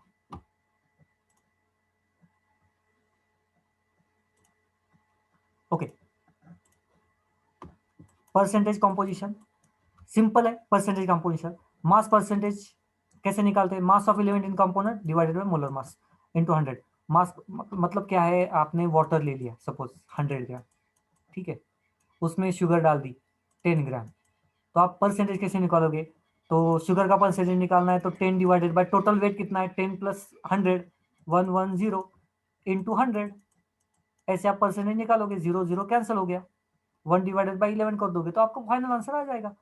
समझ में आ गया परसेंटेज कैसे निकालते हैं वो? ठीक है। जनरली आपको जो मार्क्स मिलते हैं आउट ऑफ 50, आपको 40 मिल गए इंटू 100। परसेंटेज वैसे निकालते हुए same, molar mass of component compound into mass of element, ठीक है। अब वाटर है, वाटर में से मुझे हाइड्रोजन का परसेंटेज निकालना है, परसेंटेज ऑफ हाइड्रोजन कैसे निकालूंगा? सो हाइड्रोजन का वेट कितना है? 2। टोटल कंपाउंड का वेट कितना है? 18 इंटू 100। समझ में आ गया? ठीक है, कोई मुश्किल यहाँ पे नहीं होगी। Next one, an empirical formula. Empirical formula एकदम सिंपल रहता है। देखो जो मॉलिक्यूलर फार्मूला है ना, उसका लोवेस्ट रेशियो मतलब इम्पेरिकल फार्मूला। लोवेस्ट रेशियो मतलब इम्पेरिकल फार्मूला। वेट, कौन कौन से वेट लग, अच्छा, कुछ सिंपल वेट याद रखने के कुछ हिंट्स, एकदम सिंपल हिंट है। सारे कंपाउंड्स के एलिमेंट्स के आपको वेट याद नहीं रखने हैं, सिंपल कुछ एलिमेंट्स के रखने हैं, ठीक है। वाटर, CO2 उनके रखना है। उसके बाद भी जब हम इनऑर्गेनिक में आएंगे तब एलिमेंट्स को याद कैसे रखना है उसके लिए मैं आपको ट्रिक बता दूंगा। ओके, एटम्स के कैसे रखना है, एटॉमिक मास वगैरह याद कैसे रखना है वो बता दूंगा। Okay next, an empirical formula represent the simplest whole number, ratio का सिंपलेस्ट। फॉर एग्जांपल C6H12O6 सबको मालूम है, ये हो गया मॉलिक्यूलर मास शुगर का। ओके, इसका स्मॉलेस्ट रेशियो निकाल के ला, C6H12O6 उसका स्मॉलेस्ट रेशियो क्या आएगा, C1H2O1, ये हो गया स्मॉलेस्ट रेशियो। जितने कार्बन है उससे डबल हाइड्रोजन है, और जितने कार्बन है उतने ही ऑक्सीजन है। देखो, जितने कार्बन है उससे डबल हाइड्रोजन है। ओके, तो ये जो बॉक्स में है ना उसको कहते हैं इंपेरिकल फॉर्मूला। एकदम सिंपल सा पॉइंट, इंपेरिकल फॉर्मूला मतलब ये होता है। ओके, सो C12H22O11, इसका लोवेस्ट रेशियो निकालोगे तो यही लोवेस्ट रेशियो होगा। क्यों? क्योंकि यहाँ पे 12 है, यहाँ पे 11 है। ओके, तो होल नंबर में ही चाहिए तो यही लोवेस्ट रेशियो यही होगा। तो इस हिसाब से लोवेस्ट रेशियो हमें निकालना है, तो ये उसका इंपेरिकल फार्मूला। इसके बारे में बात करें तो मॉलिक्यूलर फार्मूला ही उसका इंपेरिकल फार्मूला भी है। ओके नेक्स्ट, बेंजीन का मालूम है सबको, C6H6, लोवेस्ट इंपेरिकल फार्मूला क्या होगा, C1H1। ओके, ये हो गया इंपेरिकल फार्मूला, ये हो गया मॉलिक्यूलर फार्मूला। इंपेरिकल फार्मूला को मॉलिक्यूलर फार्मूला में कन्वर्ट करने के लिए कुछ फैक्टर से मल्टीप्लाई करना पड़ता है हर बार, जिसे कहते हैं n. Okay, n, n factor से मल्टीप्लाई करना पड़ता है, तब आएगा molecular formula. So molecular formula is equal to n into empirical formula. Simple है कि कोई पॉइंट, क्या कोई डाउट है यहाँ पे? डाउट है तो पूछ लो। और बहुत इंपॉर्टेंट चीज, ये फार्मूला को थोड़ा सा याद रखो, इसका डेरिवेशन वगैरह तो नहीं है। Molecular mass is equal to 2 into vapour density. कहाँ पे यूज करना है वेपर डेंसिटी, नेक्स्ट चैप्टर में बता दूंगा आपको वेपर डेंसिटी कहाँ पे यूज करनी है। ठीक है, याद रखो सिर्फ इस फॉर्मूला को, वेपर डेंसिटी को। ये तो हो गया पूरी स्लाइड परसेंटेज कंपोजिशन और एम्पिरिकल फार्मूला। ओके, समझ में आया कि नहीं आया ये बताओ मुझे, यस और नो? दोनों को क्लियर हो गया कि नहीं हुआ, बताओ तो।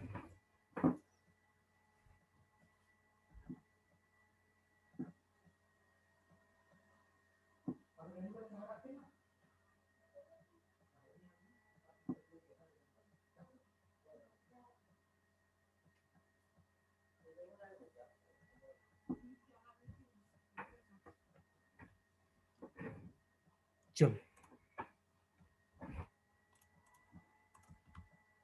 Next point, limiting reagent. एकदम सिंपल सा पॉइंट है।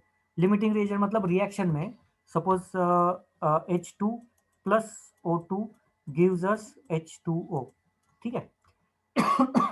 रिएक्शन को बैलेंस करेंगे सबसे पहले तो, यहाँ पे दो ऑक्सीजन है, यहाँ पे दो ऑक्सीजन होने चाहिए, 2 लिखेंगे, हाइड्रोजन 4 हो गए, यहाँ पे 2। बैलेंसिंग तो सबको आती है। इसका मतलब क्या हुआ, इसका मतलब ये हुआ कि ऑक्सीजन के अगर 1 मोल ऑक्सीजन की जरूरत है हमें, ऑक्सीजन की 1 मोल की जरूरत है, तो हाइड्रोजन कितने चाहिए, 2 मोल्स चाहिए, राइट। तो 2 मोल्स हमें प्रोडक्ट मिलेगा। लेकिन अगर हम 1 मोल H2 लेके आए रिएक्शन के लिए एंड 1 मोल O2 लेके आए,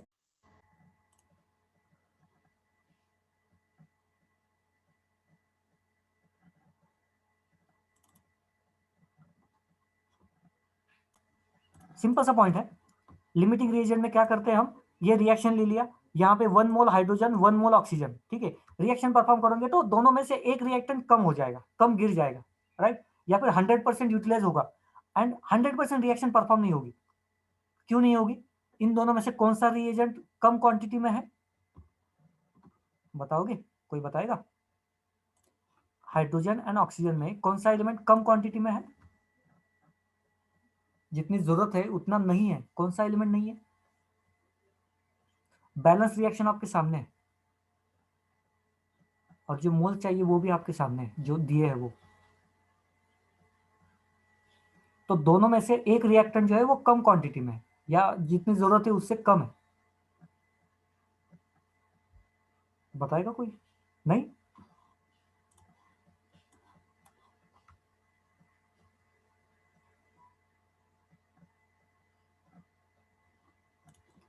अच्छा देखो तो, हाइड्रोजन एंड ऑक्सीजन रिएक्शन के लिए हाइड्रोजन कितना चाहिए? 2 मोल्स। ऑक्सीजन कितना चाहिए? 1 मोल। हमारे पास हाइड्रोजन कितना है? 1 मोल। चाहिए कितना? 2 मोल। ऑक्सीजन कितना है? 1 मोल। चाहिए कितना? 1 मोल। तो कम क्वांटिटी में कौन सा है? हाइड्रोजन है ना। कम क्वांटिटी में हाइड्रोजन है, मतलब हाइड्रोजन की वजह से रिएक्शन कंप्लीट नहीं होगी, तो हाइड्रोजन को हम कहेंगे लिमिटिंग रिएजेंट। लिमिटेड है अपने पास, ठीक है, लिमिटिंग रिएजेंट। पॉइंट समझ में आ गया? लिमिटिंग रिएजेंट किसे कहते हैं?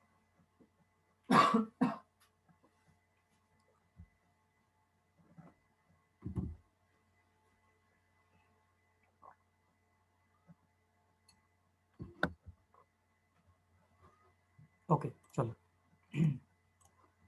सिंपल सा पॉइंट है, लिमिटिंग रिएजेंट।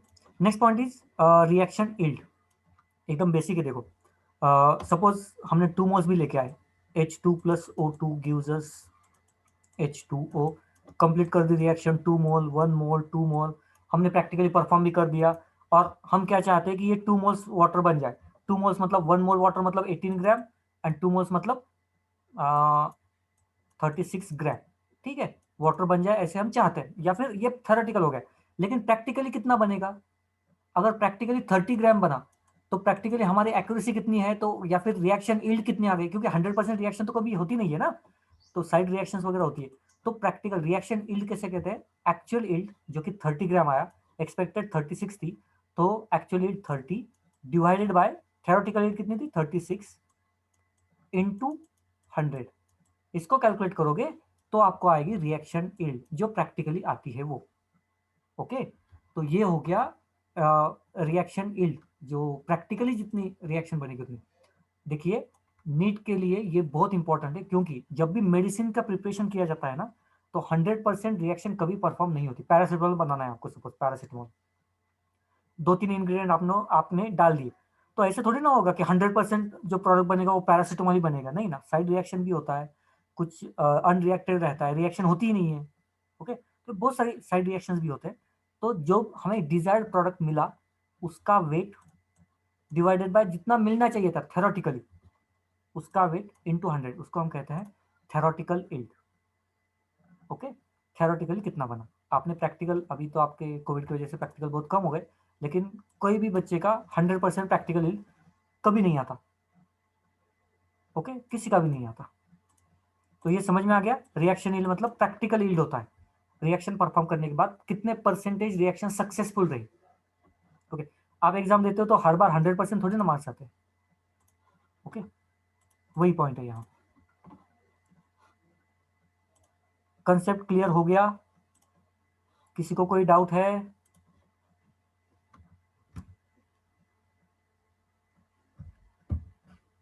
क्लियर? ओके, अब हम क्या करेंगे, एकदम सिंपल। अभी बजे है 5:30 एग्जैक्टली, अभी 5:30 बजे हैं, तो 5 मिनट का ब्रेक लूंगा मैं, 5:35 पे वापस आ जाऊंगा,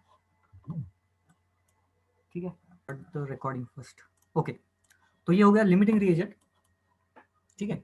next one is concentration term. अब यहाँ पे आ, हमें मालूम है ये सेकेंड चैप्टर में भी आया था, लेकिन बेसिक में ही लेंगे इसको, ठीक है। कॉन्सेंट्रेशन टर्म एकदम सिंपल सा पॉइंट है, मोलैरिटी। हाँ, कंफ्यूजन कहाँ पे होता है? मोलैरिटी, मोलैरिटी एंड डेफिनेशन में कंफ्यूजन होता है। Molarity capital M, it is defined as the number of moles of solute per litre of solution. Formula यहाँ पे है, molarity M, moles of solute मतलब कितना आपने, फॉर एग्जांपल शुगर है, कितनी शुगर डाली है कितने लीटर वाटर में, ठीक है। तो उसको हम कहेंगे मोलरिटी, सिंपल सा पॉइंट है। अगर आपको लीटर नहीं चाहिए, एमएल चाहिए, तो उस हिसाब से आपको वैल्यू चेंज करनी पड़ेंगी। ठीक है। सो ये तो हो गया मोलरिटी के लिए, एकदम सिंपल सा पॉइंट है। फोकस कौन सा करना है, volume, volume of solution. Next one is if specific gravity is given, specific gravity अगर दी है तो क्या करना पड़ेगा, मोलरिटी को कैसे कैलकुलेट करते हैं, स्पेसिफिक ग्रेविटी, ऑब्वियसली स्ट्रेंथ भी देते हैं वो स्पेसिफिक ग्रेविटी के साथ, specific gravity into strength into 10 divided by molecular weight. तो ये बहुत ऑड कंडीशन में ही पूछते हैं, ठीक है, ये एक फॉर्मूला इंपॉर्टेंट है लेकिन ऑड कंडीशन में पूछते हैं। नेक्स्ट वन इज अगर दो सॉल्यूशन दिए हैं हमें, फॉर एग्जांपल एक ही केमिकल कंपाउंड के दो सॉल्यूशन है, फॉर एग्जांपल शुगर सॉल्यूशन है दो, लेकिन एक में कॉन्सेंट्रेशन कम है, एक में ज्यादा है, कम ज्यादा कॉन्सेंट्रेशन है, ठीक है। तो कैसे करेंगे या फिर उसको कैसे लिखेंगे कॉन्सेंट्रेशन के टर्म में, तो M1V1 is equal to M2V2 इस फॉर्म में जनरली लिखते हैं, ठीक है, M1V1 is equal to M2V2। और बहुत सारी चीजें हैं, धीरे धीरे हम उसको देखेंगे, ओके। अलग अलग कॉन्सेंट्रेशन को कैसे फाइंड आउट करना है, कैसे करना है, ये भी हम सारी चीजें देख सकते हैं, या फिर एक कॉन्सेंट्रेशन मालूम है दूसरा कॉन्सेंट्रेशन निकालना है, आराम से निकाल सकते हैं, ओके। चलो next one is strength, strength of solution. Solution का स्ट्रेंथ कैसे निकालते हैं, तो amount of solute present in 1 litre of solution. मतलब पहले क्या था, यहाँ पे ऊपर क्या था, ये मोल्स था, ठीक है, मोल्स है, यहाँ पे कॉन्सेंट्रेट करना मोल्स है मोलरिटी में, यहाँ पे क्या है, यहाँ पे वेट है, ठीक है, वेट। शुगर आपने कितने ग्राम डाला, 10 ग्राम इन 1 लीटर, तो स्ट्रेंथ हो गई 10, ओके। लेकिन वहां पे क्या करना था, मोलरिटी के लिए ग्राम को कन्वर्ट करना था मोल्स में, ओके। आज की डेट में स्ट्रेंथ ऑफ सॉल्यूशन ज्यादा यूज होता नहीं है, क्योंकि ग्राम अमाउंट का ऐसा यूनिट है ही नहीं, वो वेट का ऐसा यूनिट है, ठीक है। और केमिस्ट्री में ऐसा यूनिट क्या होता है, मोल होता है। सो मोल को यूज करते हैं, इसको कोई यूज नहीं करता, मोलरिटी मोलरिटी ज्यादा यूज करते हैं। Next point is molality, capital M, it is defined as the number of moles of solute dissolved in 1000 gram of solvent. आपने आपको मोल्स लेने हैं और कहाँ पे डिसॉल्व करना है, 1000 ग्राम में डिसॉल्व करना है। आपको याद होगा मोलरिटी मोलरिटी में मोलैलिटी ये ज्यादा एक्यूरेट मेथड होती है, मैंने बताया था सॉल्यूशन चैप्टर में, क्यों होती है, क्योंकि अगर आप टेम्परेचर इंक्रीज कर दोगे तो वॉल्यूम चेंज होता है, ठीक है, वॉल्यूम भी इंक्रीज होता है, लेकिन वेट कभी भी इंक्रीज नहीं होता। सो हायर टेम्परेचर पे ये वैल्यू चेंज नहीं होती, इसलिए मोलैलिटी ये मोर एक्यूरेट मेथड है एज कंपेयर टू मोलैरिटी, ठीक है, ये बहुत एक्यूरेट है, याद होगा शायद आप लोगों को। So molality it is defined as number of moles of solute dissolved in 1000 gram of solvent, molality M, moles of solute divided by weight of solvent into 1000। अब ये 1000 क्यों आया, क्योंकि ऐसा यूनिट होता है केजी, ओके, हमें केजी का कन्वर्जन करना है ग्राम में, इसलिए ये मल्टीप्लाइड बाय 1000 आता है, ओके। और सिर्फ यहाँ पे नहीं, मोल्स के लिए भी given weight upon molecular weight, और given weight and molecular weight वो भी ग्राम ग्राम में ही है, ओके। तो ये सारे ग्राम्स के वैल्यूज को केजी में कन्वर्ट करने के लिए बेसिकली यहाँ पे 1000 से मल्टीप्लाई करना पड़ता है।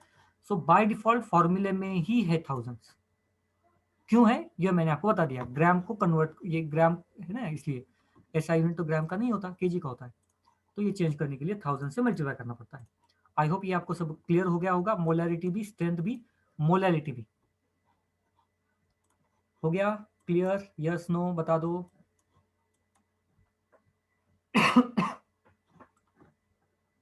क्लियर हो गया कि नहीं बता दो दोनों भी। अच्छा एक कुछ तो मैं रिपीट करना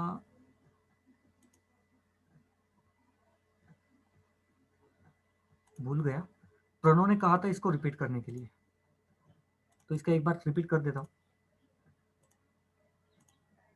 ओके। कौन सा रिपीट करना था, रिएक्शन यील्ड रिपीट करना था, राइट, रिएक्शन यील्ड, करेक्ट ना, एकदम सिंपल है। रिएक्शन यील्ड मतलब क्या है ना, आप ऐसे समझो, थ्योरेटिकली रिएक्शन परफॉर्म करने के बाद हमें ये पता चलता है कि प्रोडक्ट इतने मोल 10 मोल प्रोडक्ट बनना चाहिए, ठीक है, लेकिन प्रैक्टिकली कितने मोल बनता है, 8 ही मोल बनता है प्रैक्टिकली। तो प्रैक्टिकली 8 मोल बनता है, तो रिएक्शन यील्ड कितनी होगी, कितने परसेंटेज हमारा सक्सेस होगी रिएक्शन, तो एक्चुअल यील्ड 8 मोल, थ्योरेटिकल यील्ड 10 मोल इंटू 100, ये हो गई हमारी रिएक्शन यील्ड। या फिर एग्जाम का आपका पेपर रहता है 100 मार्क्स का, आपको सपोज मिले 80 मार्क्स, इंटू 100 निकालते हैं ना, कितने परसेंटेज मिल गई उसके लिए, ठीक है। या फिर थर्ड एग्जाम्पल, व्हीकल का एग्जाम्पल देता हूँ। सपोज आपने एक बाइक खरीदी है, उसका एवरेज कंपनी ने बताया कि 80 किलोमीटर एवरेज है उसका, 80 किलोमीटर पर आवर जाएगी, किलो पर लीटर जाएगी, ये उसका एवरेज है। लेकिन आपने ऑन रोड टेस्ट किया, तो ऑन रोड उसका माइलेज माइलेज निकल के आया 50 किलोमीटर। तो वो रिएक्शन यील्ड मतलब कितने परसेंट माइलेज दिया उसने, कैसे निकालोगे, 50 डिवाइडेड बाई 80। आइडियली कितना देना चाहिए, 80, मिला कितना, 50 इंटू 100। समझ में आ गया। ये होता है परसेंट यील्ड, मतलब कितने परसेंट सक्सेस मिला, राइट। 100% तो मिलता नहीं है कभी। क्लियर हो गया ये प्रणव, जो रिपीट करना था? यस नो बता दो fast. Okay, strength of solution हो गया। नॉर्मेलिटी, हाँ। अब सबसे मुश्किल नहीं कह सकता, लेकिन वन स्टेप में इसका आंसर नहीं आता है बच्चों। पहली बात तो नॉर्मेलिटी का वन स्टेज में आंसर आता नहीं है। मैं फॉर्मूला है, मेरा काम है डिफाइन करना, मैं डिफाइन कर देता हूँ। It is defined as the number of gram equivalent of solute per litre of solution. Gram equivalent of solute उन्होंने बोला है, पर लीटर ऑफ सोल्यूशन, ठीक है, उसको कहते हैं नॉर्मेलिटी। लेकिन ये वन स्टेज में आंसर, मैंने अभी आपको कहा, कभी भी नहीं आता है। रीजन क्या है, क्योंकि ग्राम इक्विवेलेंट निकालने के लिए कैलकुलेशन करना पड़ता है। ओके, ग्राम इक्विवेलेंट निकालने के लिए पहले तो बात कैलकुलेशन ज्यादा करना पड़ता है। तो मैं कैलकुलेशन इसका लूंगा, तभी मैं इसके पास आता हूँ, ठीक है। ये सिर्फ इतना कहना या इतना एक्सप्लेन करना थोड़ा सा गलत है। विथ एग्जाम्पल ही नॉर्मलिटी में आपको एक्सप्लेन करता हूँ, ठीक है, स्टेप बाय स्टेप, लेकिन अभी नहीं, थोड़ा सा लास्ट में एक्सप्लेन करूंगा मैं उसको, टाइम लगेगा उसको। ये लास्ट स्लाइड है, तो अभी मैं इसके बाद एक्सप्लेन कर सकता हूँ। Next one, mole fraction. अगर दो कंपोनेंट्स है, सपोज वाटर लिया है प्लस शुगर है, प्लस एस, शुगर के 2 मोल है, वाटर के 10 मोल है। शुगर का मोल फ्रैक्शन निकालना है, कैसे निकालते हैं, शुगर का mole fraction, number of moles of component मतलब 2 शुगर के निकालने हैं, divided by number of moles of solution, solution के मोल मतलब वाटर प्लस शुगर, तो 10 + 2, ठीक है। तो फाइनल आंसर क्या आएगा, 2 डिवाइडेड बाय 12। ये जो भी आंसर आएगा ये होगा मोल फ्रैक्शन ऑफ शुगर। उसी हिसाब से मैं मोल फ्रैक्शन ऑफ वाटर भी निकाल सकता हूँ। Mole fraction of water H2, mole fraction represent by x। Water का मोल फ्रैक्शन कैसे निकालेंगे, number of moles of component मतलब वाटर का moles 10 divided by total moles 10 + 2। Calculation क्या होगा, 10 डिवाइडेड बाय 12। इसको सॉल्व करोगे तो आपको मोल फ्रैक्शन ऑफ H2 आएगा, एक पॉइंट, ये फॉर्मूला। नेक्स्ट, मोल फ्रैक्शन हमेशा फ्रैक्शन नहीं आता, मोल फ्रैक्शन ही नाम ही है उसका, fraction. It is always less than 1, ठीक है, it is always less than 1। Okay, और ये दो कंपोनेंट्स के मोल फ्रैक्शन की एडिशन करोगे तो वो एडिशन इज इक्वल टू 1 आता है, ठीक है। ये अगर सॉल्यूशन वाटर प्लस शुगर से है तो उसका मोल फ्रैक्शन की वैल्यू 1 आएगी, राइट। लेकिन आप सिर्फ एक एलिमेंट का मोल फ्रैक्शन निकालोगे तो वो it is always less than 1। तो ये है हमारा मोल फ्रैक्शन। किसी को कोई डाउट है क्या मोल फ्रैक्शन में? अब रही बात सिर्फ नॉर्मेलिटी, तो नॉर्मेलिटी में आपको एक्सप्लेन करता हूँ।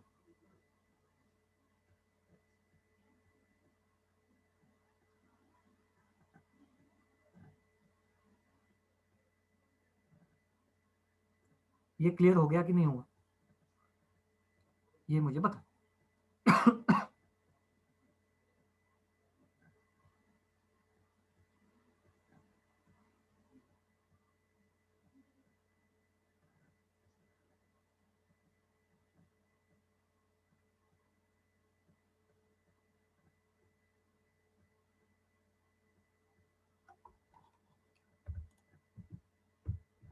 ओके क्लियर, चलो अब आते हैं नॉर्मेलिटी पे। ओके, सो पहले तो फॉर्मूला को ऑब्जर्व करो। हमें क्या क्या चाहिए नॉर्मेलिटी कैलकुलेट करने के लिए, ग्राम इक्विवेलेंट चाहिए सोल्यूट का। सपोज अब मैं एक एग्जांपल के हिसाब से ही लूंगा। हमने वाटर में H2SO4 डाल दिया है, H2SO4 इन वाटर, ठीक है। अब हमें क्या चाहिए, ग्राम इक्विवेलेंट ऑफ सोल्यूट मतलब H2SO4 का ग्राम इक्विवेलेंट चाहिए, एंड सॉल्यूशन का वॉल्यूम चाहिए। सॉल्यूशन का वॉल्यूम निकालना बहुत इजी है, दिया हुआ ही रहता है, वॉल्यूम का कोई टेंशन नहीं है। ग्राम इक्विवेलेंट ऑफ सोल्यूट निकालना थोड़ा सा मुश्किल रहता है, ठीक है। इसको अभी समझो कि कैसे करना है या क्या करना है। तो सबसे पहले अगर मैं आपको ये कहूं कि हाइपोथेटिकली हम लेते हैं, okay, hypothetically 196 gram H2SO4 is dissolved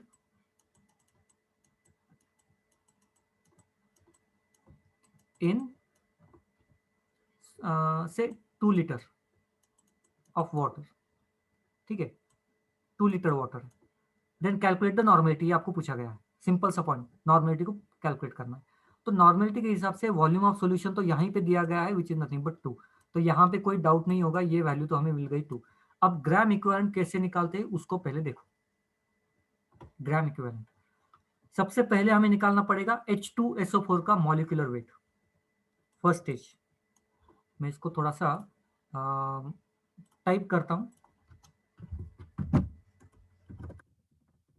molecular weight कितना होगा, देखो H2SO4 हाइड्रोजन का 2 प्लस सल्फर कितना रहता है 32 प्लस ऑक्सीजन, एक ऑक्सीजन कितना रहता है 16 इंटू 4 64, एडिशन करने के बाद कितना आएगा 98 ग्राम पर मोल। ये हो गया मॉलिक्यूलर वेट ऑफ H2SO4। कोई किसी को डाउट होगा उसी स्टेज में मुझे बता देना, ठीक है, उसी स्टेज में मुझे बता देना। Next one, equivalent weight. Equivalent weight formula याद है किसी को, अभी हुआ था, molecular weight upon N factor, याद है, एन फैक्टर। H2SO4 का एन फैक्टर कितना है, यस आप बताओ। मॉलिक्यूलर वेट तो 98 है, एन फैक्टर कितना है, किसको याद है 2, वेरी गुड। एन फैक्टर है 2, तो वैल्यू कितनी आएगी, let me calculate fast. 98 divided by 2 49, यहाँ पे divided by 2 is equal to 49। अब 49 क्या हो गया उसका, 49 उसका हो गया इक्विवेलेंट वेट, ठीक है, ग्राम इक्विवेलेंट में लिखता हूं, ओके। अब थर्ड स्टेप अच्छे से समझो, ये फर्स्ट सेकेंड थर्ड स्टेज में हमें पता चलता है gram equivalent of solute. Solute कितने ग्राम इक्विवेलेंट डाला है, so gram equivalent of solute is equal to given weight upon equivalent weight, ये उसका फॉर्मूला है, given weight upon equivalent wait.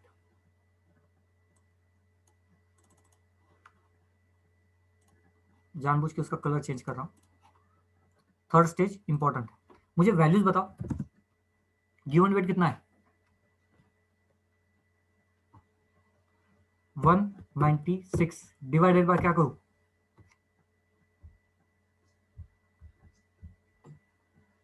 Fast, कौन सी वैल्यू डालूं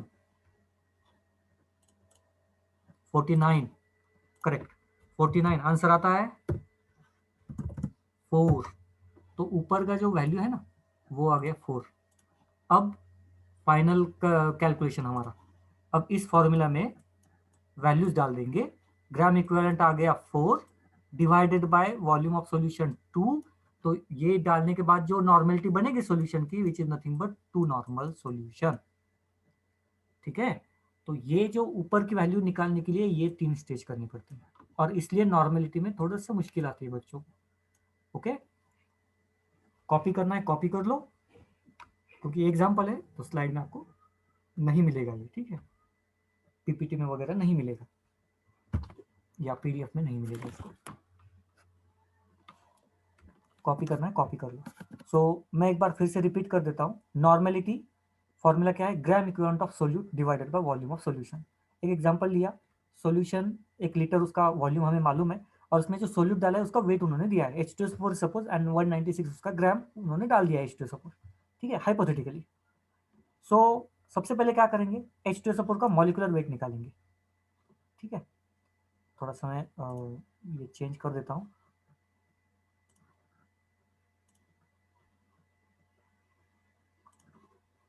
मॉलिक्यूलर वेट निकाल लिया हमने, okay, which is nothing but 98। Then equivalent weight निकाला उसका, equivalent weight is nothing but molecular weight upon N factor, N factor 2 है तो डिवाइडेड बाय 2 कर दिया, तो आ गया इक्विवेलेंट वेट। ओके, अब इक्विवेलेंट वेट आने के बाद ग्राम इक्विवेलेंट ऑफ सोल्यूट, मतलब कितना इक्विवेलेंट के कितने मल्टीपल में है, जो डिजोल्व किया है वो कितने मल्टीपल में है, तो कैसे निकालेंगे, 196 डिवाइडेड बाय इक्विवेलेंट वेट, तो ये 4 के मल्टीपल में, मतलब 4 टाइम्स है। इक्विवेलेंट वेट अगर कंसीडर करें तो 4 टाइम्स है, या फिर सिंपल वर्डिंग में समझो, एक H2SO4 मॉलिक्यूल जो होता है ना, एक मिनट इसको मैं क्लीन कर दूं, एक H2SO4 मॉलिक्यूल 2 बेस के साथ रिएक्ट करता है। ठीक है, 2 बेस के साथ, इसलिए हमने ये डिवाइडेड बाय 2 किया। ओके, अब वेट के हिसाब से बात करें तो ये जो हमने निकाला था 98 gram reacts with 2 bases. Okay, 49 gram reacts with 1 base. Okay, अब 146 ग्राम दिया है तो कितने बेसिस के साथ रिएक्ट करेगा, तो 196 डिवाइडेड बाय 49, मतलब 4 बेसिस के साथ रिएक्ट करेगा। ओके, तो ये ऊपर आ गया gram equivalent divided by volume, क्योंकि कॉन्सेंट्रेशन के लिए वॉल्यूम भी तो मोल्स डिवाइडेड बाय वॉल्यूम भी होना चाहिए ना। So volume 2 litre straight forward है, एज इट इज यूज किया फॉर्मूला, फाइनल आंसर आ। कंसेप्ट क्लियर हो गई कि नहीं हो गई, यस और नो बता दो, सब लोग मुझे बताओ।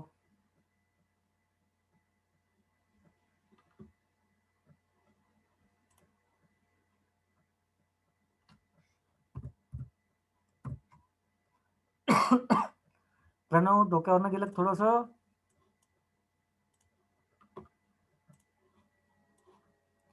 प्रणव दिमाग के ऊपर से गया शायद, बाउंस हो गया जोर से।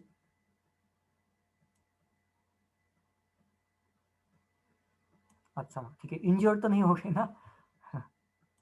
चलो, थोड़ी सी प्रैक्टिस करनी पड़ेगी। ओके, तो ये था हमारा फर्स्ट डे। अच्छा, हेलमेट है, ओके, कोई इश्यू नहीं फिर। देखो, ये तो हमारा डे फर्स्ट, फर्स्ट चैप्टर, जिसमें मैंने बहुत कम इसमें सारा डालने की ट्राई किया है। अब आपको एक होमवर्क आएगा, नीट के क्वेश्चंस डालूंगा मैं, इससे पहले वाले सारे क्वेश्चंस आपको कल तक आंसर देने हैं उसके, कैसे देने हैं, तो मैं आपको एक व्हाट्सएप ग्रुप बनाऊंगा। Let me pause the record.